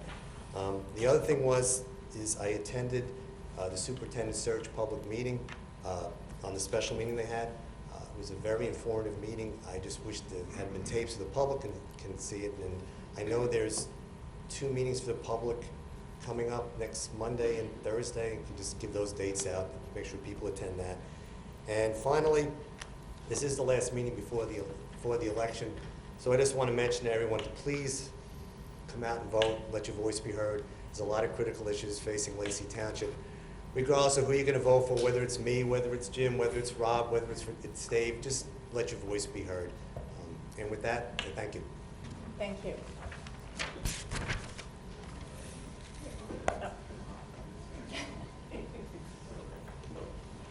Come on down.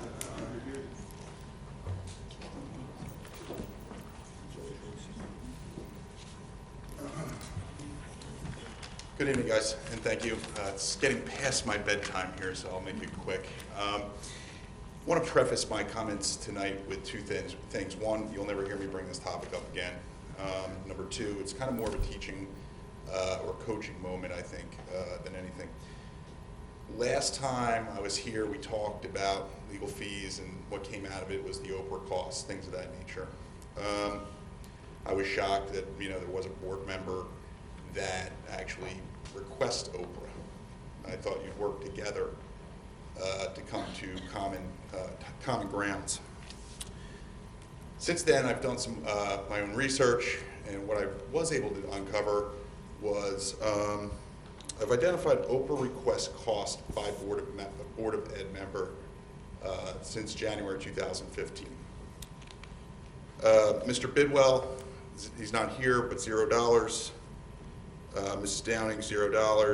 Mrs. Torella, $0 for the year of 2015. Shoebegger, $0. McElroy, $0. And Mr. Giordano, $0. Mrs. DeSenza, this year, it could be said, directly or indirectly, has been responsible for $36,874 in legal costs to this township for Oprah requests. You're probably going to hear that the reason we've heard this before, that she's not able to get information, or board members aren't able to get information. I believe, and Mr. Stein, you can back me up, I think you brought this up at the last meeting. She's not entitled to this information.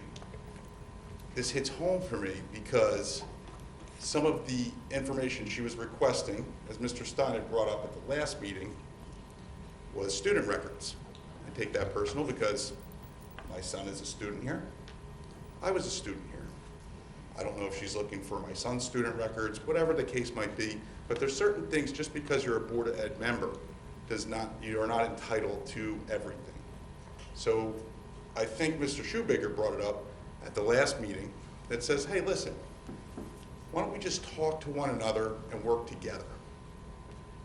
And I'll leave you with this. We're here tonight and every month for the goodness and the good of our children. We need to be able to work together, trust each other, compromise. And it doesn't sound like that we're getting there with this. I think that's proven with the fact that the other 6 board members have not $1 has been spent on an Oprah request. While we have $36,000, what I've come up with, $36,874. By the way, guys, 9 months. If everybody took Ms. DeSenza's lead, we'd have to come up with another $250,000 this year. Right? Am I doing, is the math teacher around? $250K, right? So if we're talking 36,000 through 9 months, we're looking at about 250,000 for the year. So please, I leave you with this. Work together, compromise, and get things done. It sounds like our federal government almost, where we can't compromise, we fight, we clash heads, and next thing you know, we're not getting anything done. Thank you.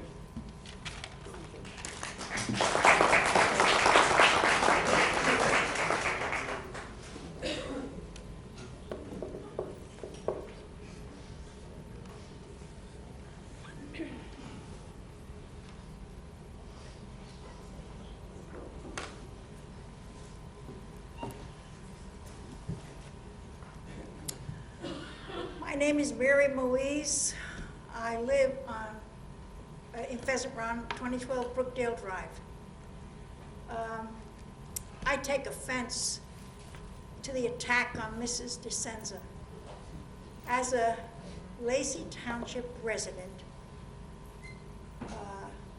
I'm aware of the fact that when she was elected to serve on this board, she was elected by a huge majority. And I've been coming to a lot of meetings, and I find that 99.9% of the time, she's the only one that objects to spending, that all the rest of you say, yes, yes, yes. It's been clear that Lacey schools cost more than we can afford. There's got to be some waste someplace. As far as I know, she's the only one that ever even suggests that a particular bill should not be paid, or it should be changed, or it should be lowered, or something.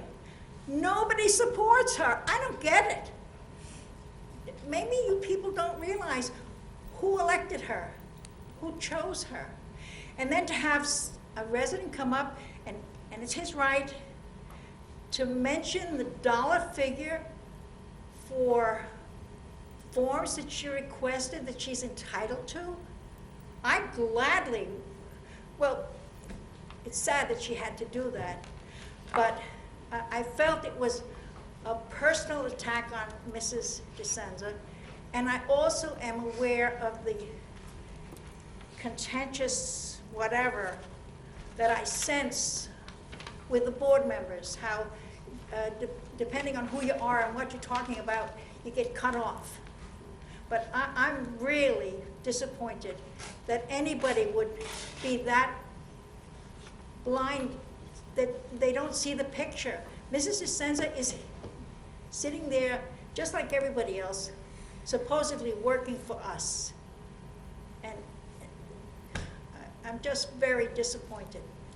Oh, and 2 other things. Number 1, I heard the words Common Core. that made me afraid. I don't like Common Core. Everything I read about Common Core says throw it out. And the AP programs, particularly in history, from what I read, the AP programs in history are watering down American history and changing things so that we are no longer the great nation that we are. And I haven't seen the textbooks that we use here in Lacey, but I know, from what I read, the AP tests on American history leave a great deal to be desired, and they should be looked at very carefully because they don't do America justice. Can you share that article that you have, that AP article, or give us so I can look at it? That The would be article really was helpful. one that I got from Imprimis. It's a monthly bulletin. I believe I passed it on to someone. And What's the journal called? Imprimis? Imprimis, it's published by Hillsdale College. Okay. And it was about 2 months ago, but I'm sure I passed it on to someone because it like blew me away. Right, I'll see if I can The find it. things that they're saying about the AP testing, how it's treating American history very, very badly. You know, like, well, just, it would be interesting reading. If you find it again, or if you have another clue, if you would reach out to me, that would be great. Well, it might even be online. I'll check it and see. That'll be great. Thank you. Yeah. All right. I'm sorry I didn't pass it on to you. Yeah, thank you. I'm surprised you don't get Imprimis. It's fabulous. Anyway, now. I'll look again, it up. I stand here in full support of all the records that Mrs. DeSenza has requested, and I'm disappointed that she had to do it that way. Thank you. Thank you.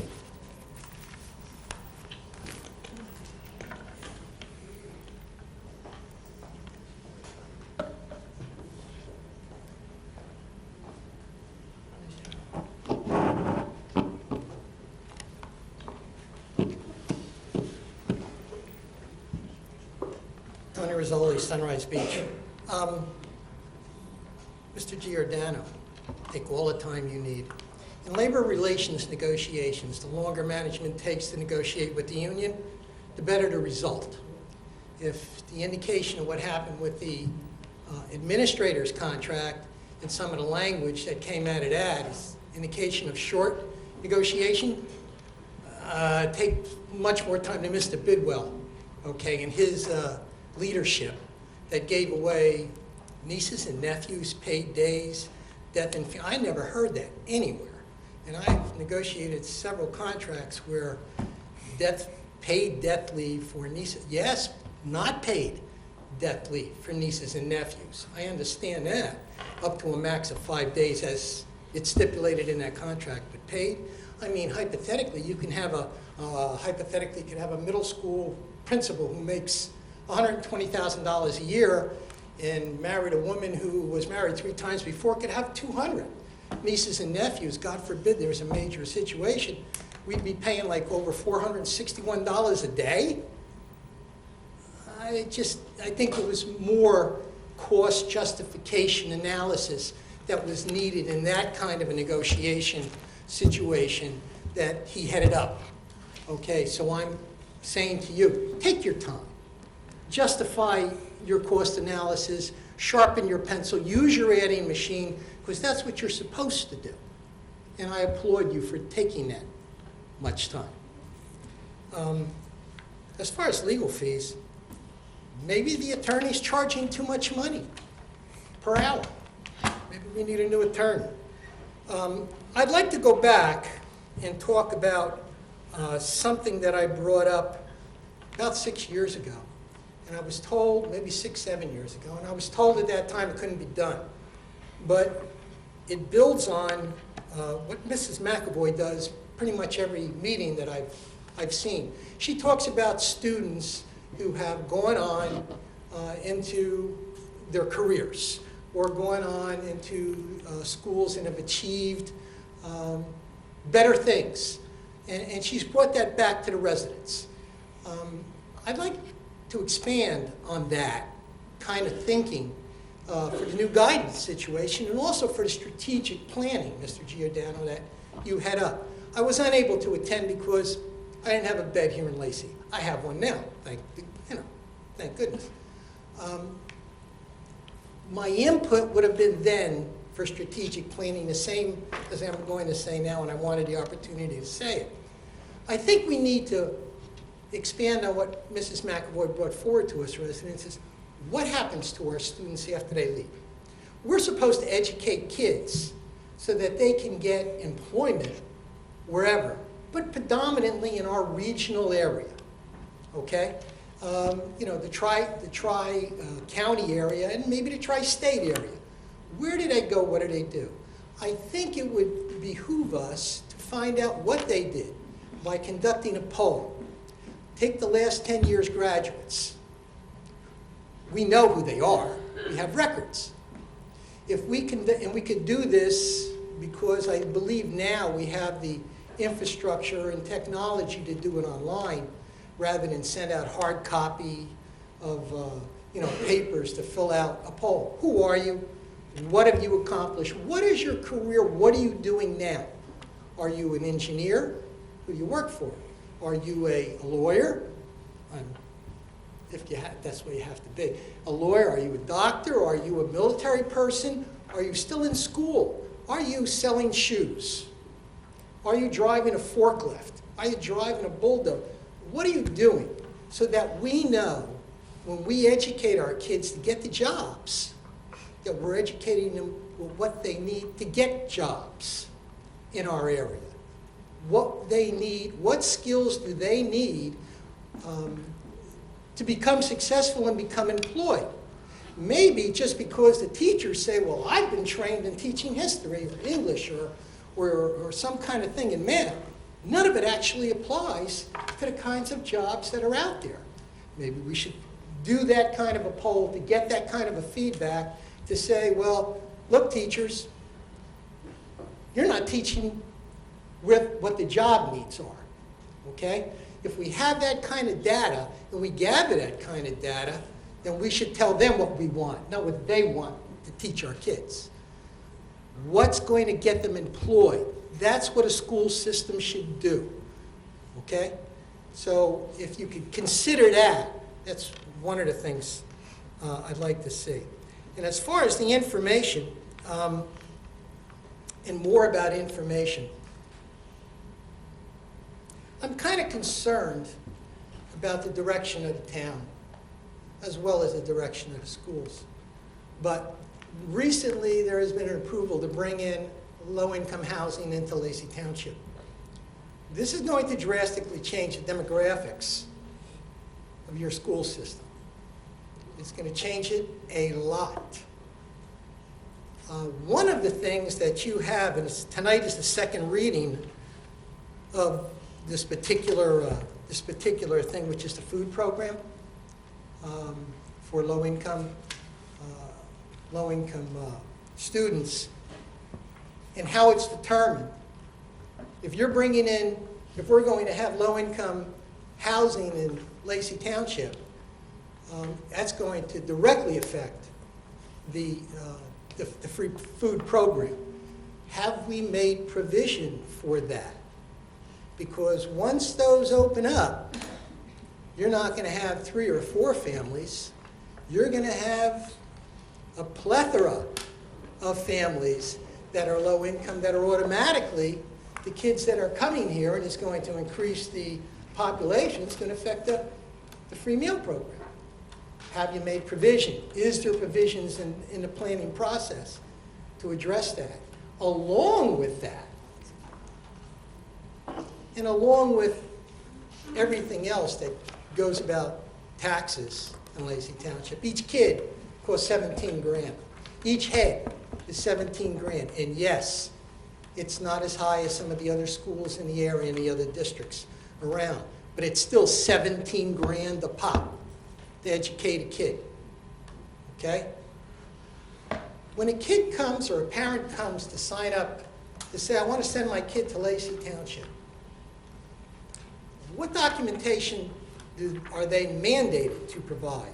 Birth certificate, right? Alien resident card, legal.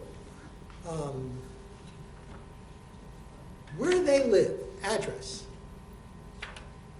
Are they living in a home that's owned, or are they renters? If they're renters, do they provide a valid rental agreement? When does the rental agreement stop? Is it after 1 year? Is it after 5 years? Do we look at the address? How many families are in that home? Do we look or audit if there's 6 different names coming out of one address on kids? Do we run audits by address? This I brought up 6 years ago, and I was told that the database couldn't do it. Didn't have the technology to know how to do it. We don't know, we couldn't tie it in with anything at the township that the township could provide. Well, supposedly, you should have a better rapport with the township committee that perhaps through certificates of occupancy could find out or meld with your database how many families are living in what homes, and if they are all, in fact, valid students to be educated in Lacey. I have no problem educating any kid that is legally here in Lacey to be educated. But if they don't have the validity to be educated in Lacey, it's $17,000 a pop. And if you say you don't have the capability, going back to the food program, it's mandated under your own policy to keep those records for addresses. So I know you have the capability, and you're mandated by the state to keep that information. Obviously, we haven't had this discussion, but you've brought up a lot of things we already do. Okay. But so, and obviously something constantly look at. We've been in the Asbury Park Press recently. Dr. Anthony was quoted in the article about because it was I guess actually, I don't know if anybody reads the Asbury Park Press anymore, but they did a whole series throughout the state about what schools do. So it was all reported what we do and how we, there's certain mandates we need to verify addresses. And as you do say, the free and reduced lunch program is a national act, and yes, there's guidelines through there. So every district does do that because every district doesn't want to pay for a student that's not entitled to go. Do you meld that information with what's provided by the township to try to audit it even closer? I don't even know if that's necessary, but obviously we can talk about that at Finance Committee. I'd love to see what COs they're giving to buildings and how many people they're allowing to occupy. You're going to have a big influx now. And so we can talk about that at Finance Committee. I know one of the things that Mr. Schubiger, are you going to speak in regard to? Finance? No, in regard to even the low-income housing. No.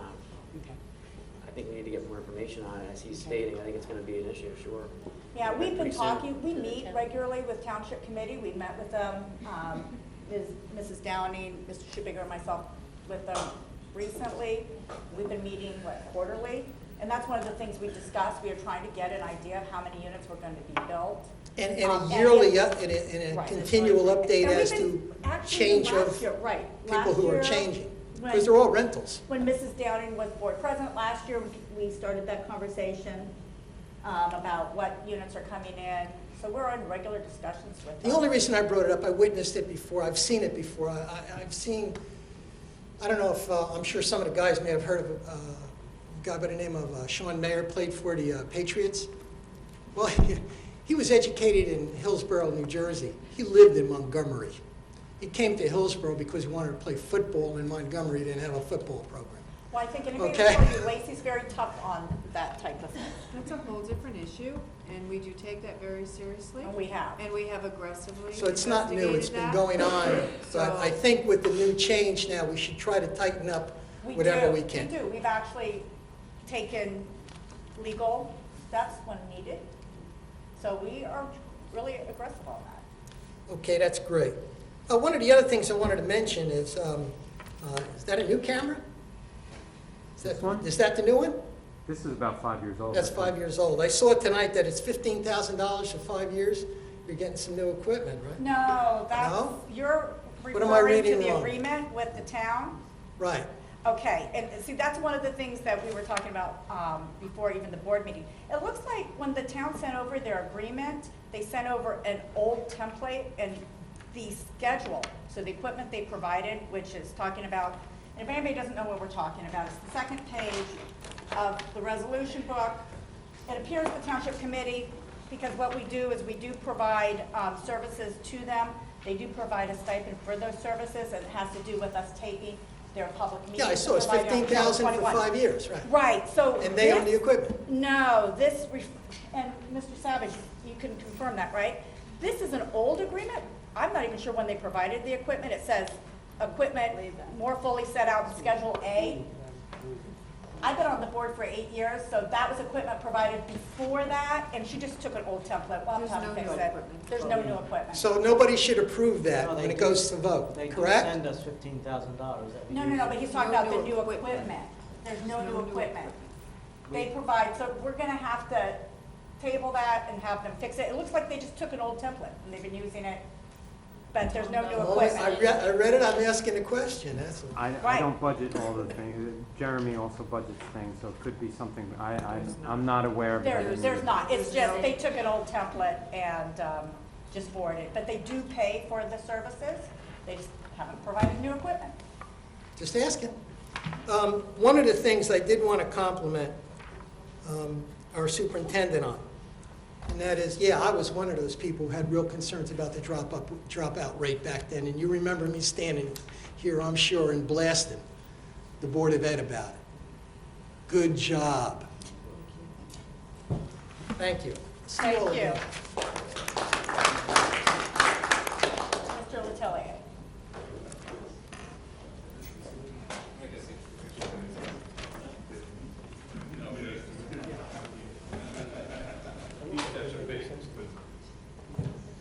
Good evening, Jim Letelier, Lacey Township. A couple things I'd like to touch on, and as the last speaker just said, I will commend you as well for the decrease in the dropout rate. It's very vital.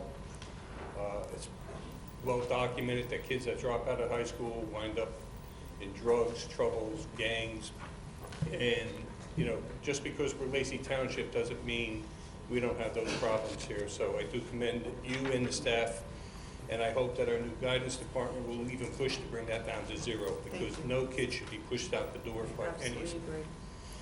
A few other things I'd like to ask you with your presentation tonight. Reading up on more and more of all these requirements and park testing, I saw that New Jersey legislature, the Assembly passed Assembly Bill, I believe it's 3079, moved it to the Senate committee for their review. And it's in response to the park testing where if it's passed and signed into law, it prohibits any school district from using a commercially developed assessment program for K to second grade. And I'm not up on all your assessments that you do when kids come into kindergarten, first grade, second grade. But to me, there's a value in assessing the child at an early period so you can give them the proper training and things. And I'm concerned about how, while it still leaves the school district the opportunity to do individual testing, or write down, it actually says write down to the classroom teachers develop it. I'm trying to figure out where you and your expertise as, you know, an educator, superintendent, and maybe Dr. Clark can answer how this is going to impact if you don't have the availability, if this is passed, to get a commercially developed one where you have to try to develop something yourself, when there's all that expertise out there that do develop these type of programs. I would be extremely concerned about an assessment program that would be self-developed by teachers or administrators, because there is, and Dr. Clark referenced, the validity and reliability of testing, and norming testing data is very important. You see us comparing ourselves to others across the nation and the state, NWEA is a not-for-profit company, so it is not of the same family as, say, a Pearson. It is research-based and not-for-profit. I believe very strongly that we have to understand where our students are so that we can help them with the supports and scaffold where they need to be. And so that can't be done in May and then using that data in September is an aim. When we're using the assessments that we're using now, and you saw all those other district assessments that our staff are using, the NWA MAP test, and I have been a very strong proponent, and it predates my arrival here. The district had selected NWA MAPs before I got here, was the right decision and will continue to be from my perspective. I do not have any opinion right now with regard to Park. I think that remains to be seen.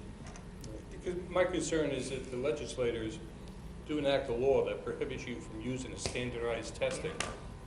And I think maybe, Ms. Torella, if you and the board can look into it and maybe even contact the School Board Association, you might even want to, if you agree and concur with what I'm saying, adopt a resolution opposing Assembly Bill 3079, which is in the Senate now for their consideration.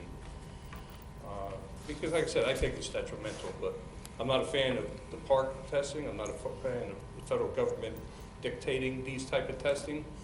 But you have to have the tools necessary as a district to evaluate every child and help guide that child with their strengths and weaknesses. And so, just my suggestion.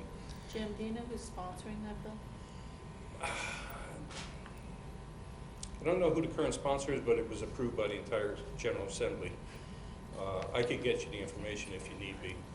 But again, it's Assembly Bill 3079. I went online, but they were having trouble with their site because I wanted to see if it came out of Senate committee or not.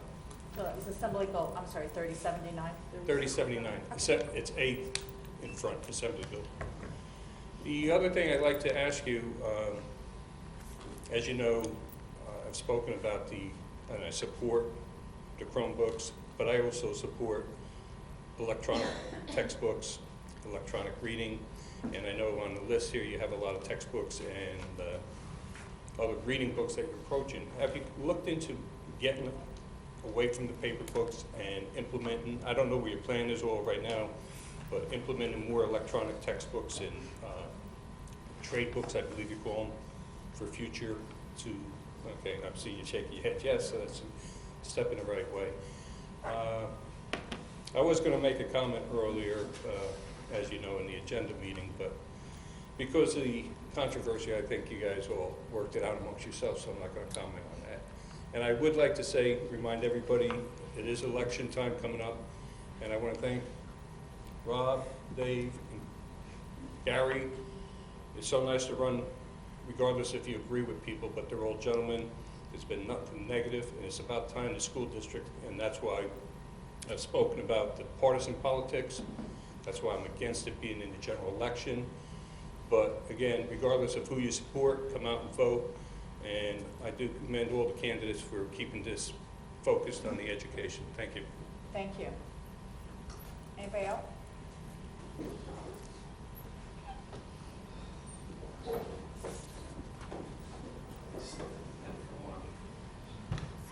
I gotta wear these. It's getting up in years. David Saletti, 464 Penn Avenue North, Forked River.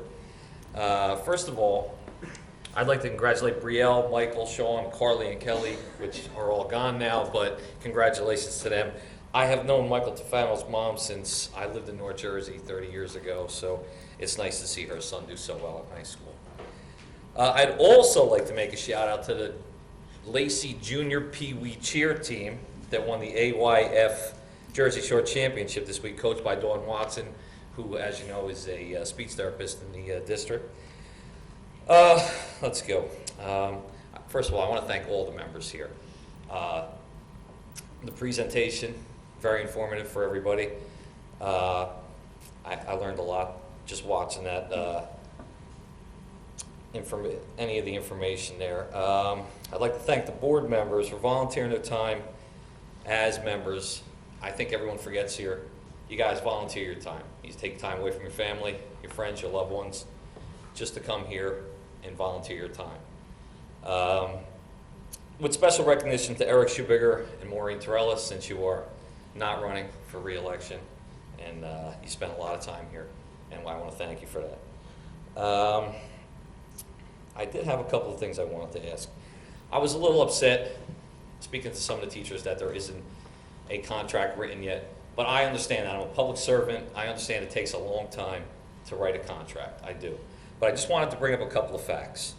Mr. Bidwell last month gave a bunch of facts concerning our teacher salaries, and I just had a couple I wanted to get out into the public.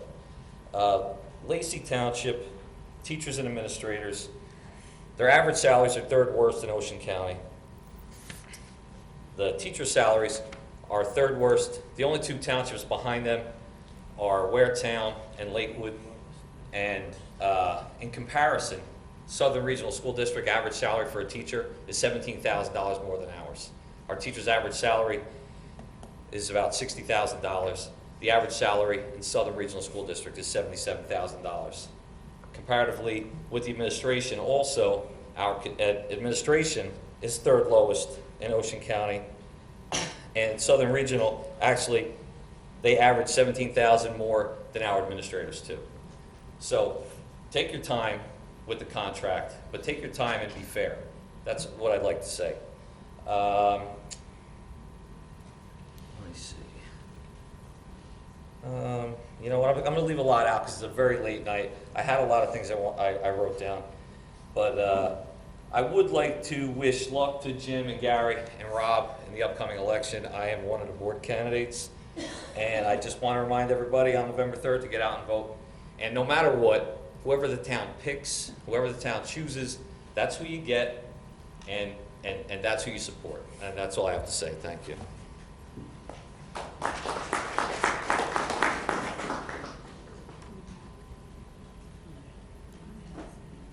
Oh, I'm sorry.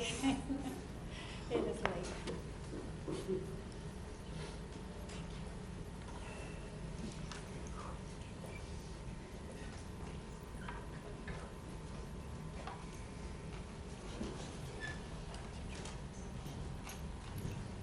My name is Rhiannon Mendes, and I live at 1771 Woodside Road. I am a graduate of Lacey, so I am back in town, and I've worked here for over 10 years. I'm a product of their school from kindergarten all the way through high school.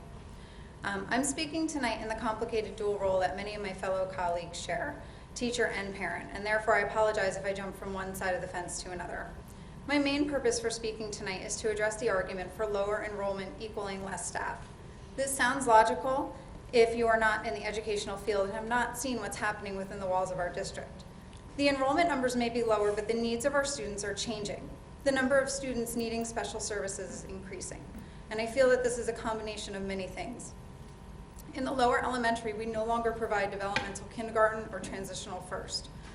While full-day kindergarten is wonderful, it doesn't address the different developmental needs that students come in that first year.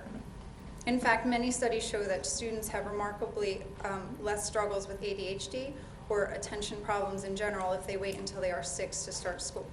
Since we no longer offer these transitional programs, it might be time to consider screening students entering to see if they need to wait to be developmentally ready for a year rather than meeting an age cutoff. And students are coming to us now with look very different from students we may have had 5 to 10 years ago. There's both good and bad changes. There's so many factors contributing to this, including busier work schedules, sports, increased access to technology, divorce, illness, our growing substance abuse problems that all of these students may be dealing with.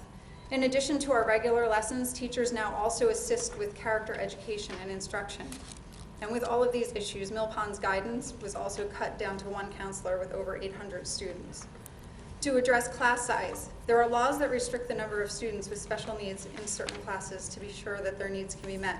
But aside from these IEPs, Mill Pond has a population of 90 students that qualify for basic skills instruction in math alone. There is only enough staff to provide the students in my own class with 1 to 2 days of basic skills help per week for half of a period. This is a drastic change from what Mill Pond looked like 5 years ago. There's been talk about declines in scores or not achieving as high as we like. Mill Pond had a literacy and a math coach in place with Mrs. DeFilippis overseeing our curriculum, and our scores made tremendous gains. This was a time where, again, we didn't have the staff to properly implement a basic skills program, so the coaches provided us with research-based focus for our direction in the classroom that coincided with requirements for testing. They found and created supplemental materials that were implemented in all classes, giving a universal sense of cohesion in our building, where all students had a consistent foundation. Budget cuts came and those positions were lost, along with developmental kindergarten, transitional first, and reading recovery. Tests have changed, maps have changed, scores are not measured the same, and we're in between as far as finding a median measure in our lower elementary. We had something in place that worked so well it was deemed unnecessary, and now we're with a BSI population that's higher than ever, with less staff and less resources. Was it worth the positions that were cut? I'm not a special education teacher, so here's where I take my hat off as a teacher and speak as a parent with my personal experience. The implementation of PARCC last year took all BSI personnel out of their role and into testing roles. My daughter didn't have BSI, nor did my students for most of the spring. Let me also mention that our district is short on substitutes, and the BSI teachers are usually the first pulled to remedy an uncovered class. We are understaffed with our growing BSI population, which brings me to my other concern budget-wise. We need a cohesive reading program that includes an emphasis on phonics. My personal experience is that my older 2 children experienced more phonics-based instruction with implemented writing benchmarks. And my 3rd child has had a mishmash of Storytown and sight words because Storytown no longer fits the Common Core standards as a whole unit. Her teachers have done wonderful jobs with what they've had to work with. She would have been a perfect candidate for T1, but it was dissolved due to the cost for staffing and classroom space. Maybe I should have held her out for a year, but they had done away with the screening, and she had attended preschool for 2 years, and emotionally she was ready. We read with our children all the time. We have them read to each other. We do projects in the summer, and I even enrolled her in a Rutgers reading class to start off her September. But she's still struggling. Are these cuts paying off? Cutting teacher positions, cutting money for the curriculum. A new reading program has been put into place for the 3rd and 4th grades this year, but she is in 2nd and won't benefit from that until next year. There are 3 different elementary schools doing different things and offering different services. Storytown was in place with the implementation of Common Core content standards. The skills paired with those stories, the way they are meant to go, no longer match up. The classification of BSI has suddenly begun to vary as we no longer have the New Jersey ASC scores. And this year, some schools look to ASC scores from 2 years ago, and some look to NWEA. We need to invest in productive, well-educated students, and we need to find a solution to this growing population of students in need of basic skills. Something's missing. Our teachers are working harder than ever with a revolving door of changes. We need to think outside the box, to work with what we have, but to make it fair and have enough staff to help them. Give us a curriculum and a schedule that we can make work and have every student with a solid foundation. The strategic planning proved that the public agrees with the areas of concern that I'm addressing. But the public needs to be aware of why this extra staff is so critical. It's not just numbers and it's not wasteful spending. I don't want to come up here with a list of problems and no ideas for solutions. I was part of the community coming together, and I work hard every day to help parents in my class and in the community. The most economical solution I could think of was considering grouping grade levels into the different elementary schools so that they can collaborate and share their ideas, working the maps the way they're meant to work. To have one building be kindergarten and transitional first and the preschoolers. To have one grade 1 and grade 2 building, and to have one grade 3 and grade 4 building. I believe this would help with consistency and efficiency, but there needs to be investments made. To those who want to keep cutting, look up for the numbers and see what's happening. Is what's being cut cost effective in the long run? Is it cheaper to have a few less salaries and to need to provide extra support to a student's entire educational journey?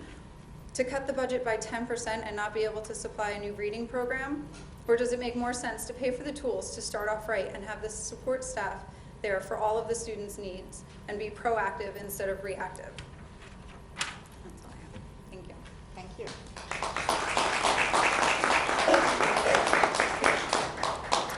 Is there anyone else? Am I missing anyone?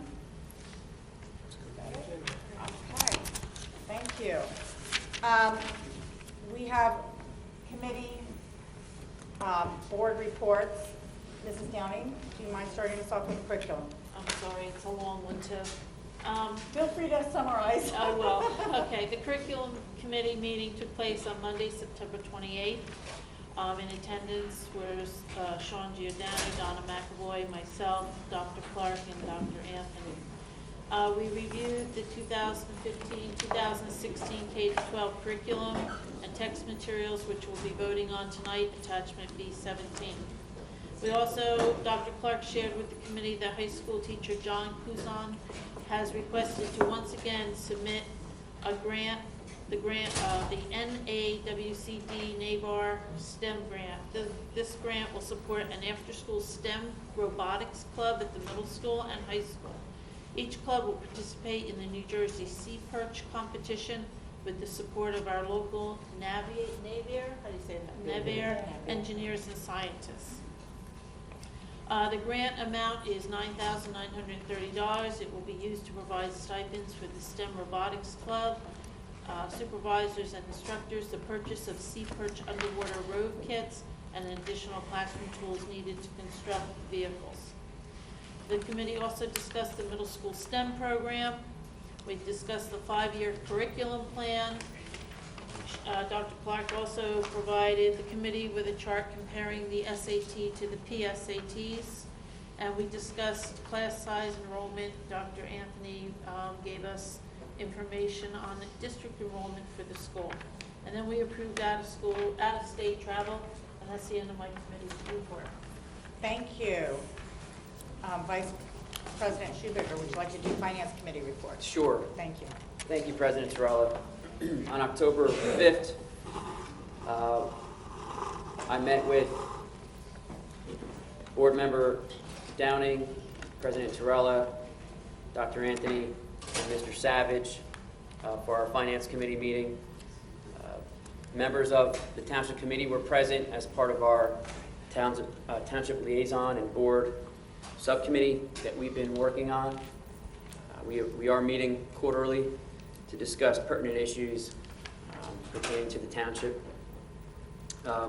We discussed, which is on the agenda tonight, the sale of 1,296 solar renewable energy credits. We are now getting $230 per credit, which amounts to approximately $300,000 of revenue for the district.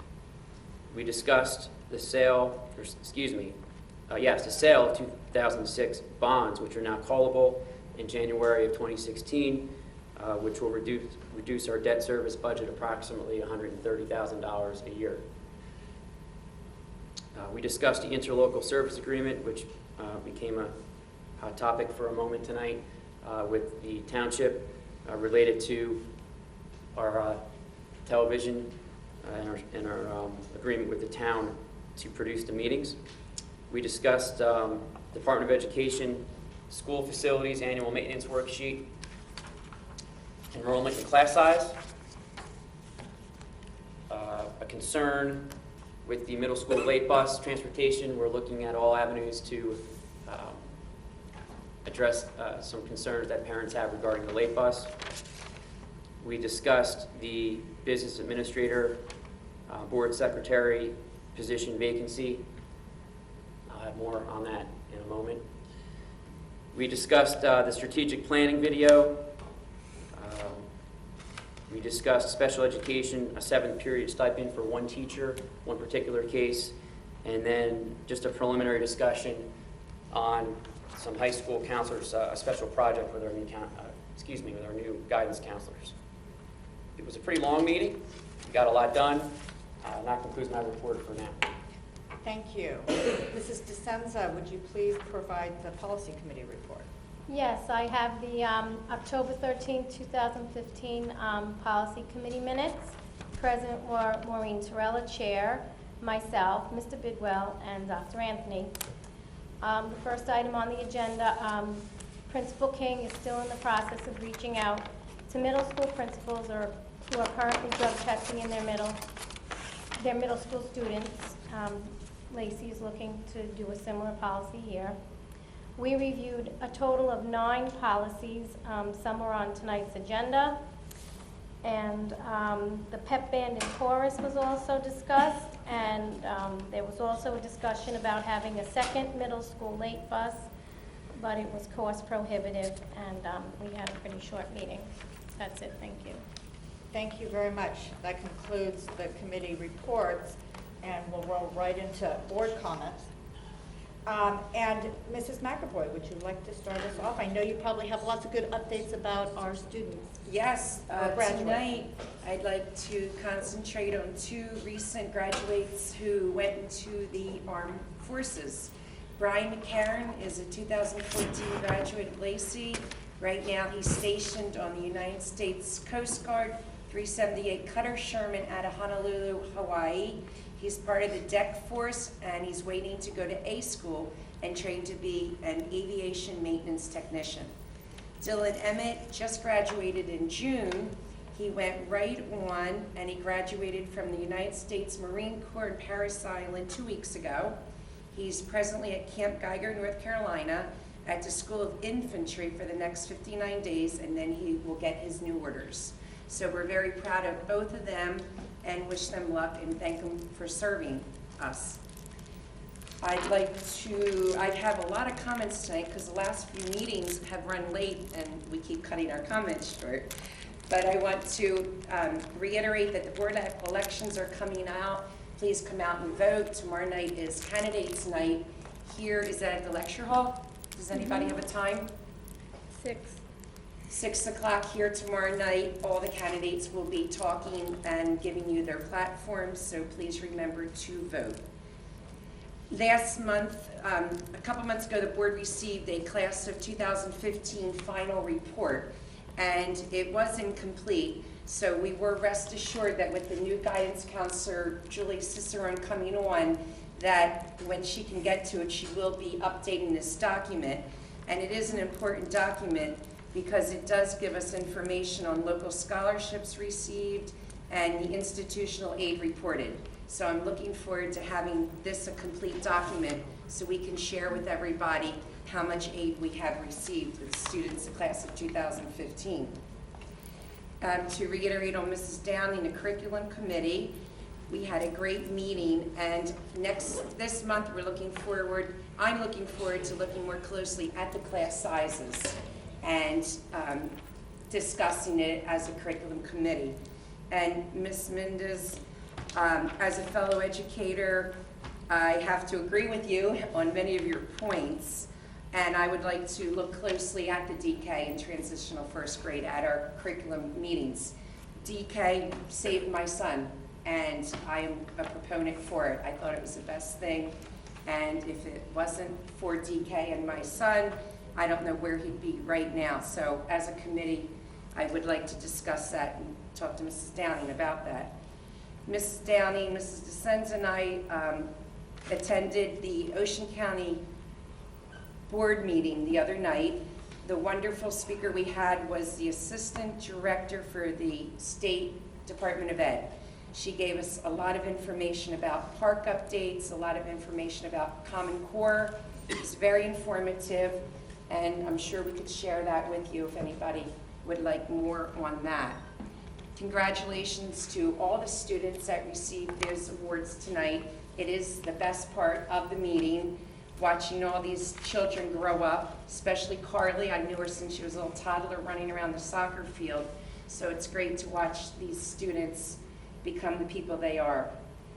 The LTEA contract, which so many of you brought up today, as an educator and as a board member, it's very conflicting.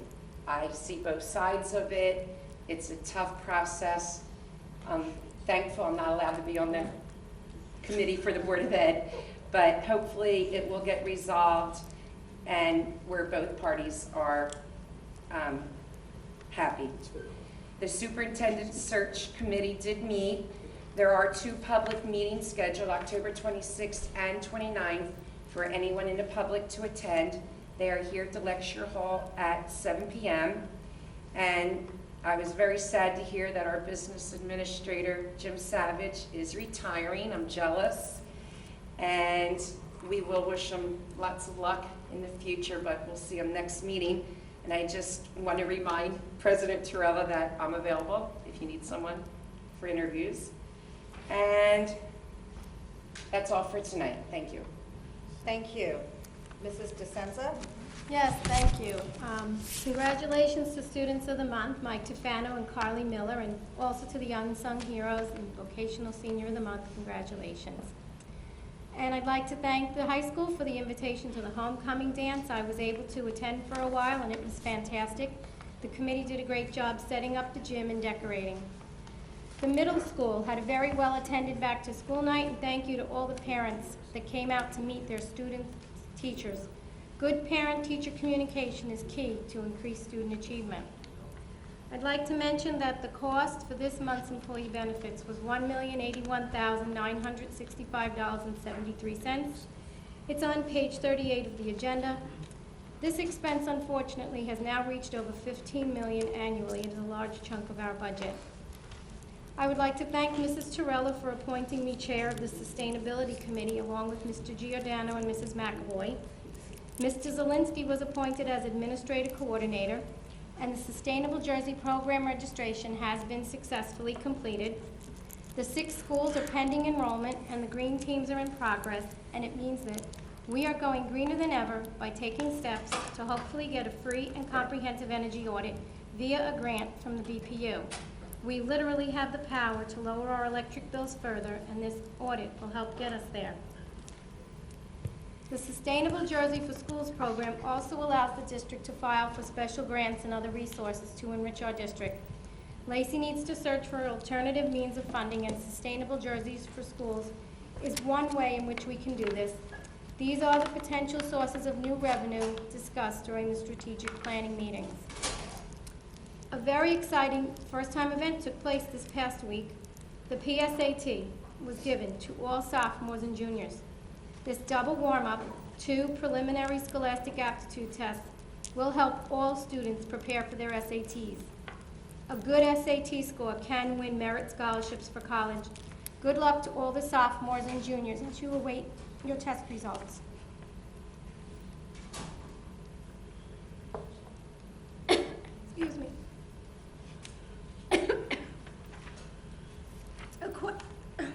Do you have any water? Yes, I do.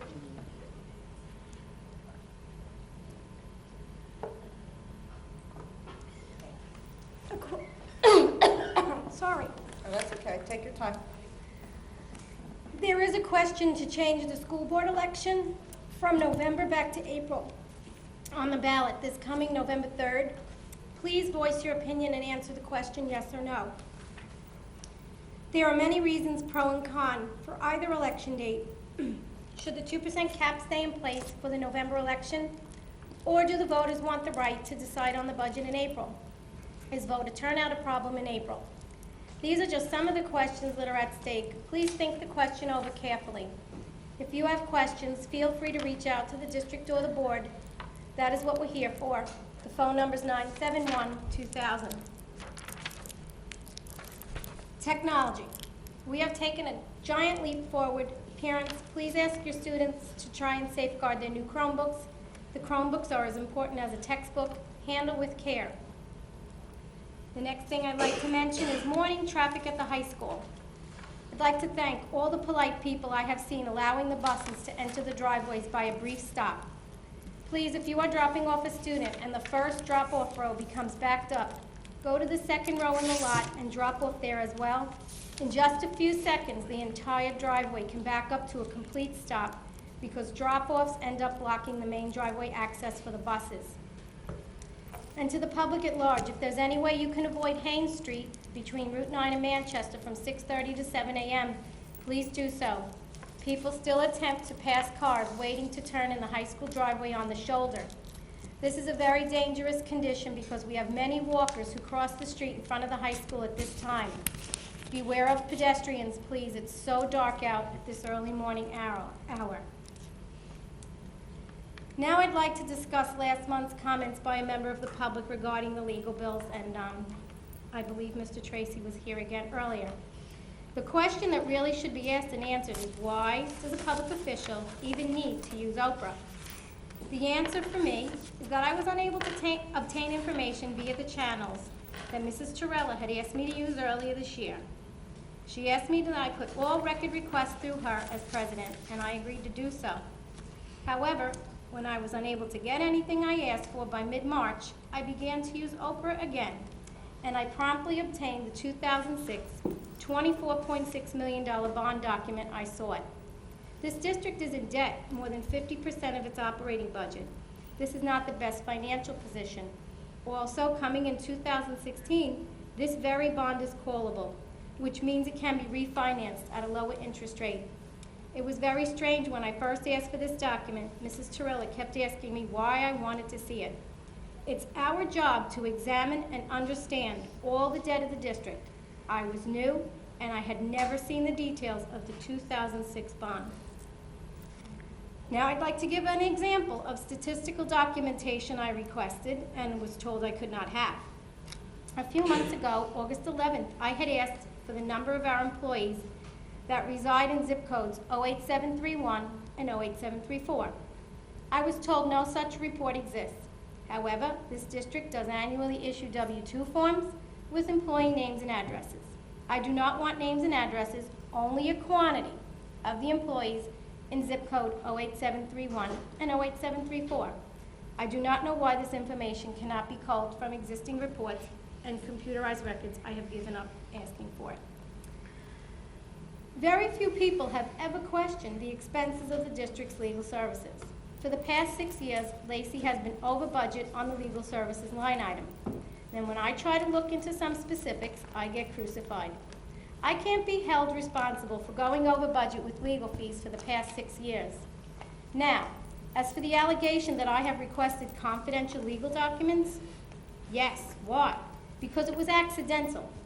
The legal bills are not always detailed enough to indicate which documents I requested were positively student or employee related. And no, I did not want those particular documents at all. As for the recent bills, I think the charges are a little bit exorbitant for retrieval of our own records.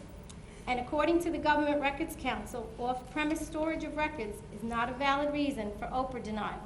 But that will be up to them to examine.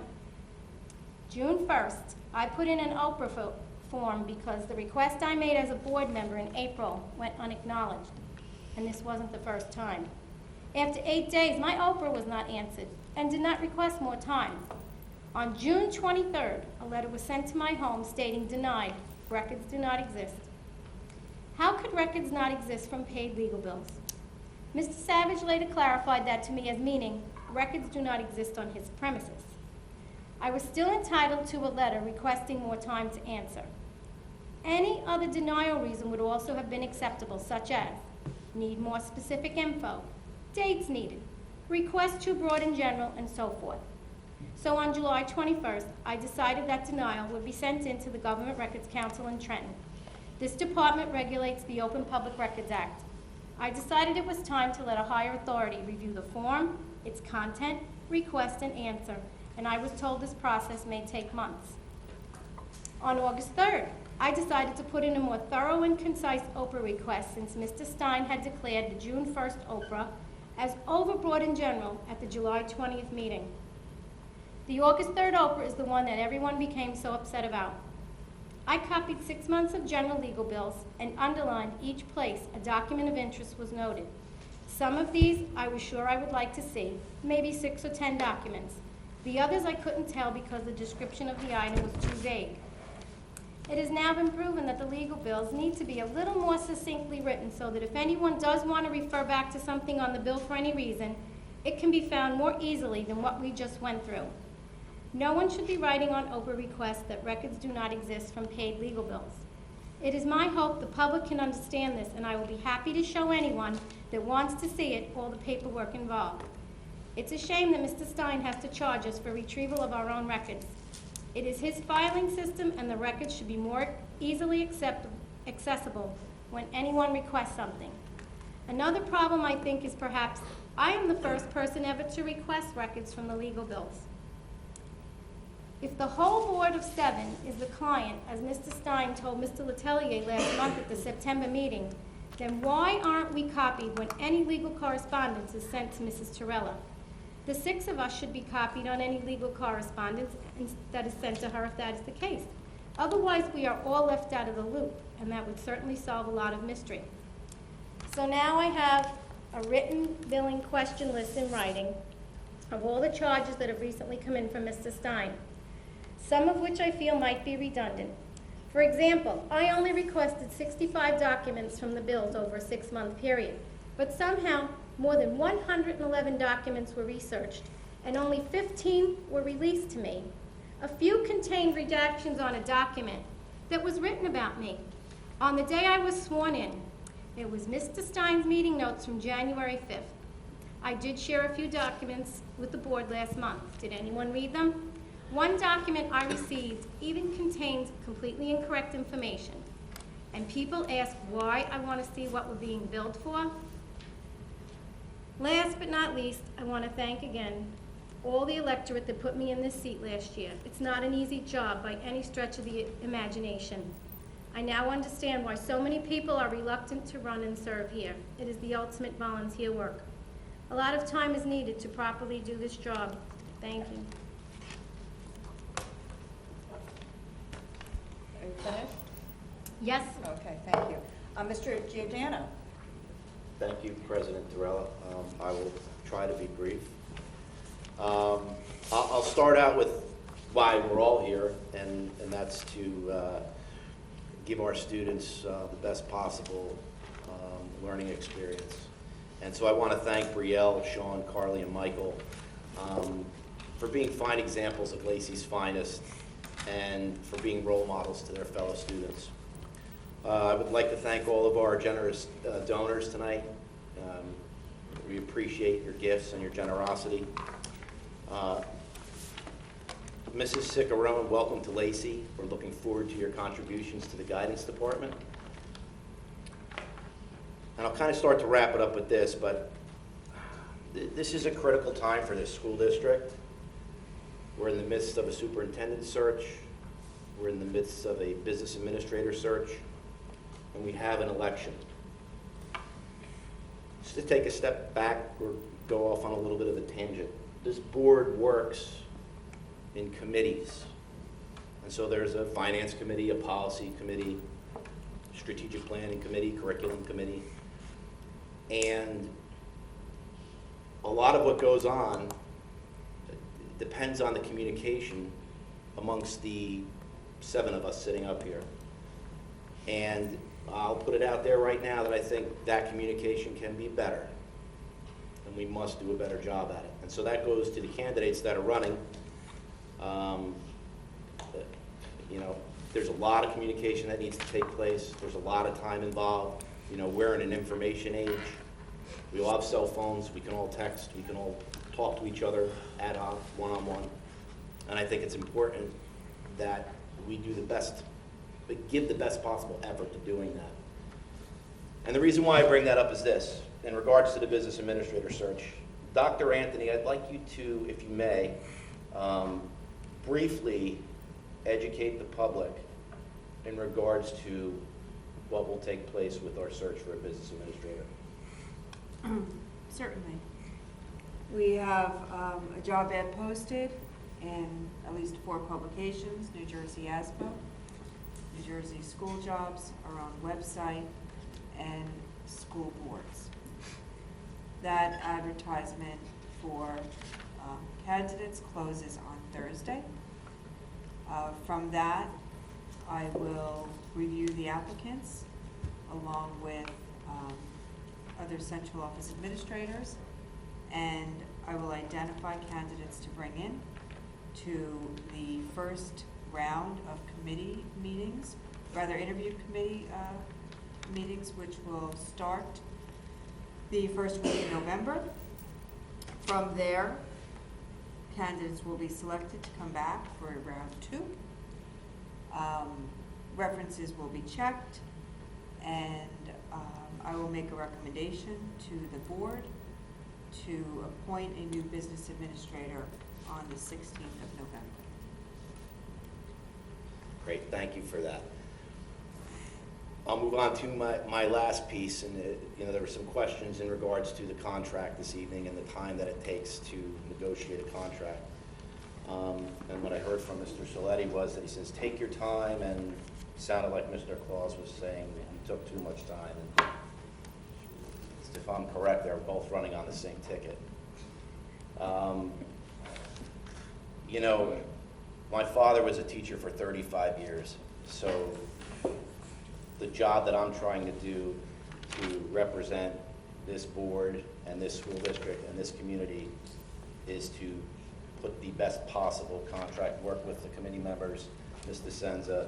Ms. Torella has also been involved in some of the meetings, is to put the best possible contract forward. Keep in mind, too, that being all volunteers, we're coordinating about 9 or 10 different schedules, so it does get to be a little bit of a challenge to get all the applicable parties in place to hold these meetings. But nonetheless, I think taking time, as Mr. Rizzoli stated, Rizzoli is in the best interest for everybody involved. So with that, I will conclude my remarks for this evening.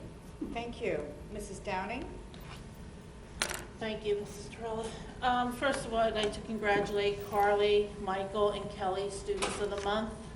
They did a fine job, and they're just a small example of what we have at Lacey High School.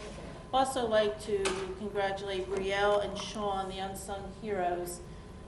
To hear that Brielle actually volunteers for humanity, Habitat for Humanity, and volunteers her time towards that says a lot about her. And the comment about Sean, all around nice guy, says a lot about him too. Sounds like he gets along with everybody and volunteers his time without trying to grandstand, or he just does the job and gets it done. I want to congratulate all the people that were involved in getting homecoming off the ground, and if you had a chance to look in the foyer out here, the elephant, I believe that was made by, was it the freshman class or the art club? A combination of students. And Dr. Anthony, did you say freshman? I'm not sure which one is which, but they're awesome, so thank you for recognizing Yeah, it's them. just a phenomenal job. Thank you. The elephant out here looks like the elephant in Margate, Lucy the elephant, if you ever get to see that. Yes, I did attend with Mrs. McAvoy and Mrs. DeSenza, the Ocean County School Boards Association, presentation on park and how information should be, trying to explain to board members what the park results, how they will be tied into other tests, and what we can or cannot expect. Excellent, excellent presenter from the State Department. So it was a great night. On the agenda tonight is Jim Savage's retirement. He's not here to hear me say this. It's going to be a big loss to our district. He's been board administrator of the year, and he is well respected around the county. I know there's a lot of cheap shots sometimes directed at him, unnecessarily so. He's a fine professional, and he's going to be missed, and he's going to be missed more when he's gone. Then people are going to realize what we had before he left. But we wish him a lot of luck in retirement. He's going to be here a couple more months, but I had to say that. You can always vote it down, you know. I was thinking of voting no, but, and in respect to everything that's being said tonight, there's a lot of finger pointing back and forth, audience to us, to each other. And you know what? It's time to stop this. It's time to work together as a board and stop pointing fingers at each other.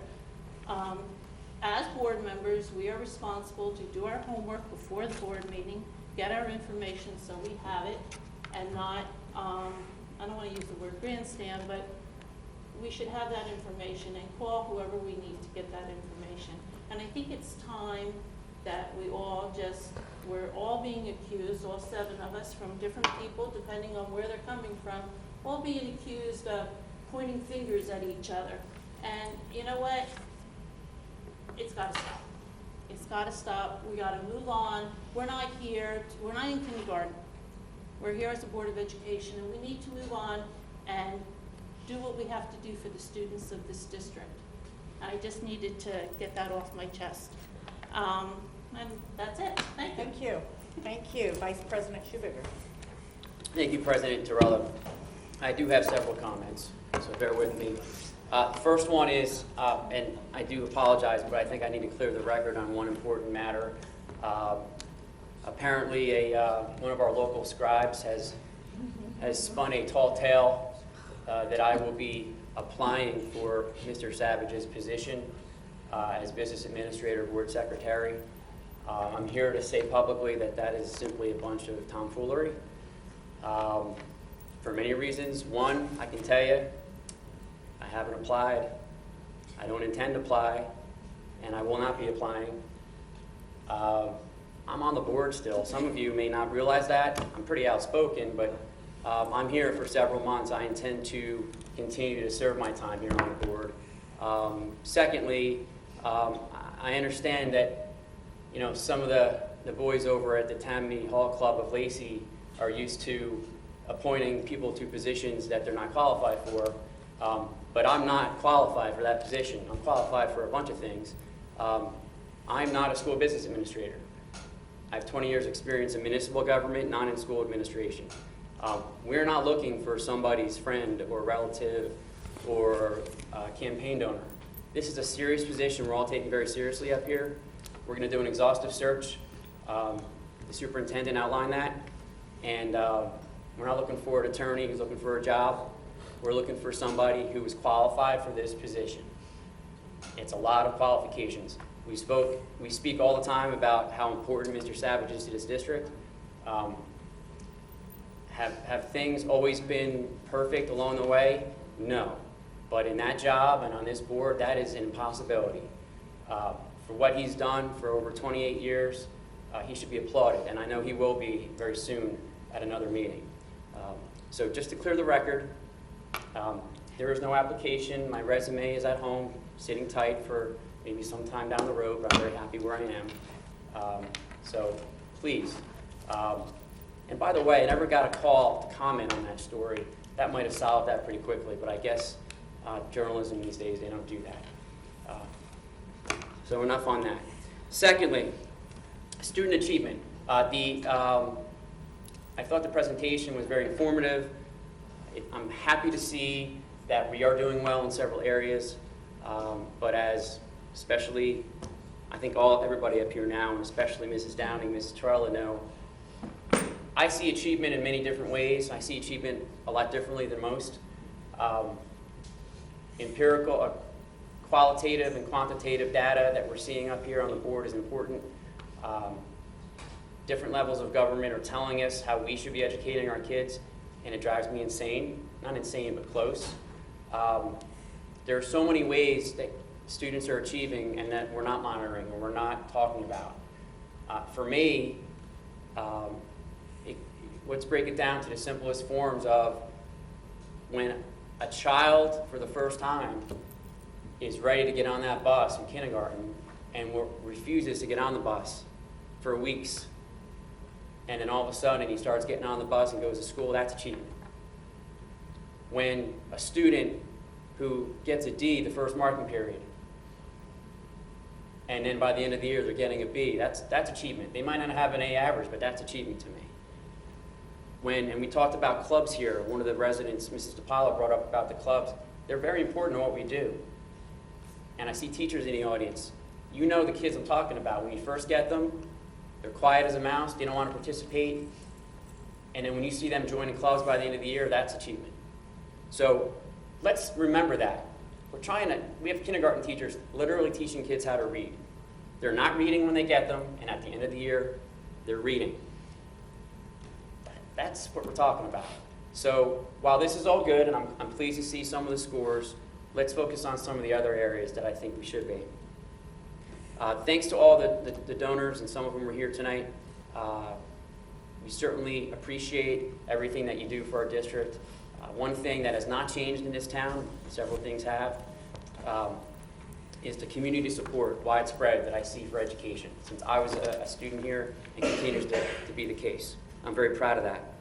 Our students, again, showing us, we had several here being honored, all different dreams and aspirations, all different backgrounds, doing great things. We are not trying to create robots in Lacey Township High School, or in the school district, for that matter. They're all different. They need to be taught differently. They have different aspirations, and I think that's what we need to focus on as well, continue to. A couple comments on some of the previous comments. First of all, thank you. I'm glad that we have so many people coming out and sharing their opinion of what's going on in town. It shows an engaged community. I believe it's Mrs. Mose, if I pronounced that, Moise, I apologize. I understand your concern about some of the comments that were made. I also think it's important to keep in mind generalizing about board members' decisions and voting is probably not a good idea either, because I voted no when I needed to on several things. Today I did, and last meeting I did as well. It was brought up about the mill pond. I voted no on many bills, as a matter of fact. About the mill pond guidance position, I shared with the superintendent I didn't agree with that decision. She knows that. I voted no, I think just last month, on how that movement was going to happen with our guidance department. Not everybody felt that way, but I did. I voted no. I voted no when we spent a tremendous amount of money on flying somebody in here for a day for the staff. Now, we have a lot of things we could be doing. Some people thought it was a great idea. There was support up here. I didn't think it was a great idea, so I voted no. So I'm just one example. I'm speaking for myself, but other board members, when they need to, I've heard them all vote no when they felt it was necessary. Financial accountability. It's a theme. Continues. We do have an election coming up. Everybody's understanding of financial accountability is different. And I was going to make these comments. I think he left. He did. I think I would recognize him. Mr. Letelier, he seems to be someone who's really focusing on accountability, and I've known him for a while, and I believe that he believes that. But he'll even tell you, when he was on the board the first time in the mid-90s, he voted twice he voted yes on budgets that were increased over $2 million. And I'm sure at the time he felt it was needed. Does that mean necessarily that he's not fiscally accountable or responsible? Maybe not. A budget needs to increase over time. When it's increased at a pace that is consistent with what the public is expecting, it's a little bit more accepted. I talked last month, I think I may have mentioned it, about the municipal portion of our tax levy going up over 120%. That could be a problem. Here we're at 17% over the last 9 years. Incremental budget increases to try to provide a quality education for our students. Some people don't think that's enough. Accountability is a balance between what's exactly needed by our school district and what's accepted by the public. It's not easy to do.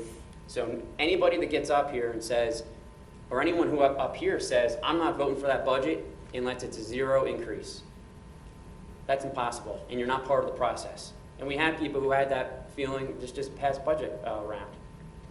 Got to work towards it. So I do wish everybody the best of luck with this election. It is a critical time, as Mr. Giordano alluded to and some others.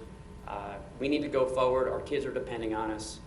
Whether you agree with everything that this board or the people who are running for the board, if you agree or not with any of them, or all of them, excuse me, get out and vote. And just pick the people you think are going to represent us the best.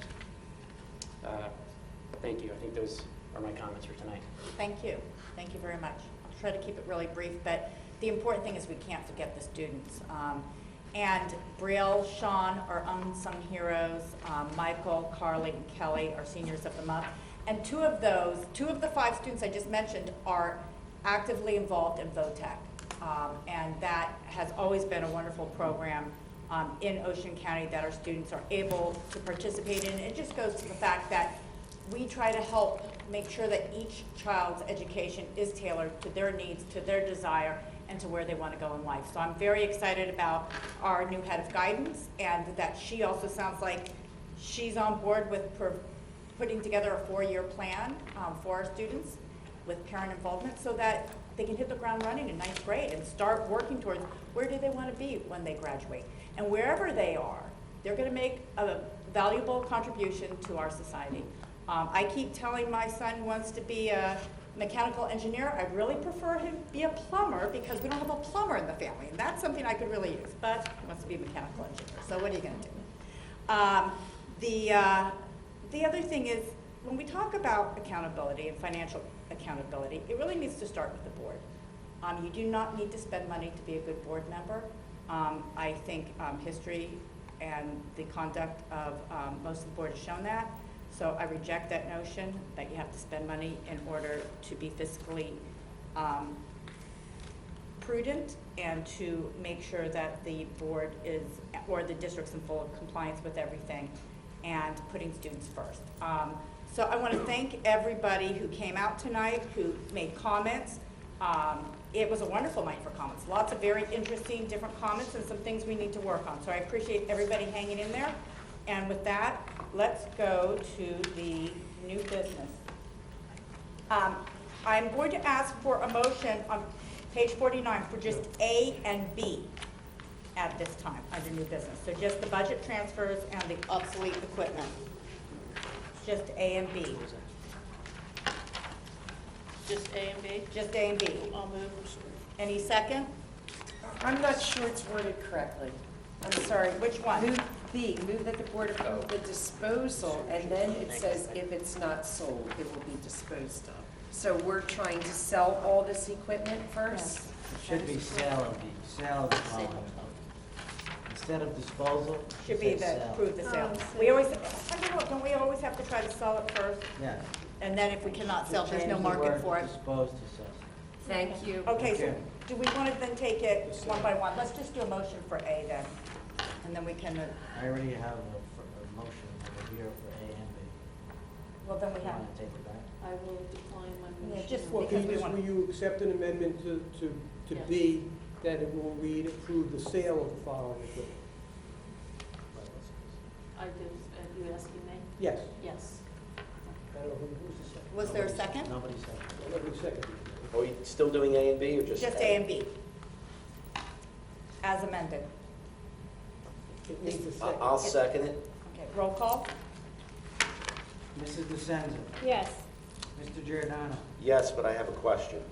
Has anybody taken an inventory of this equipment in regards to what the proposed dollar amount would be? Because by the looks of it, it looks like there's some pretty, albeit a little aged, some pretty high-end router and IT equipment here. Mr. Siak, guys. Siak. Mr. Sy. Yes. We believe we're going to be able to sell most of this equipment. Okay. Do we have a general idea of the amount? Of the amount that we may be able to, I do not know that. No. Okay. Mrs. McElroy. Yes. Mrs. Downing. Yes. Mr. Schubaker. Yes. Mrs. Terrell. Yes. Do I have a motion on page 50 to table C? That was the interlocal services agreement. Move. Second. Roll call? Mrs. DeSenza. Yes. Mr. Giordano. Yes. Mrs. McElroy. Yes. Mrs. Downing. Yes. Mr. Schubaker. Yes. Mrs. Terrell. Yes. Do I have a motion, starting on page 50, D through O, which takes us to page 53?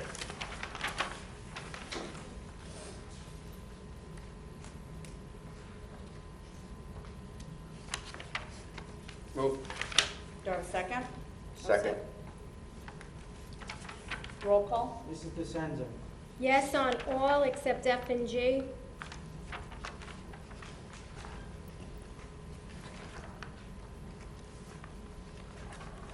Mr. Giordano. Yes. Mrs. McElroy. Yes. Mrs. Downing. Yes on all items except O. I cannot participate in that. Abstain on that. Abstain on that. Thank you. Mr. Schubaker. Abstain on item O and yes on the remainder. Mrs. Terrell. Yes. And that brings us to page 53. Do I have a motion for A for the donations on behalf of the board? Thank you. Page 54. 54. Yeah, I'll A. move. Do I have a second? Thank you. Roll call?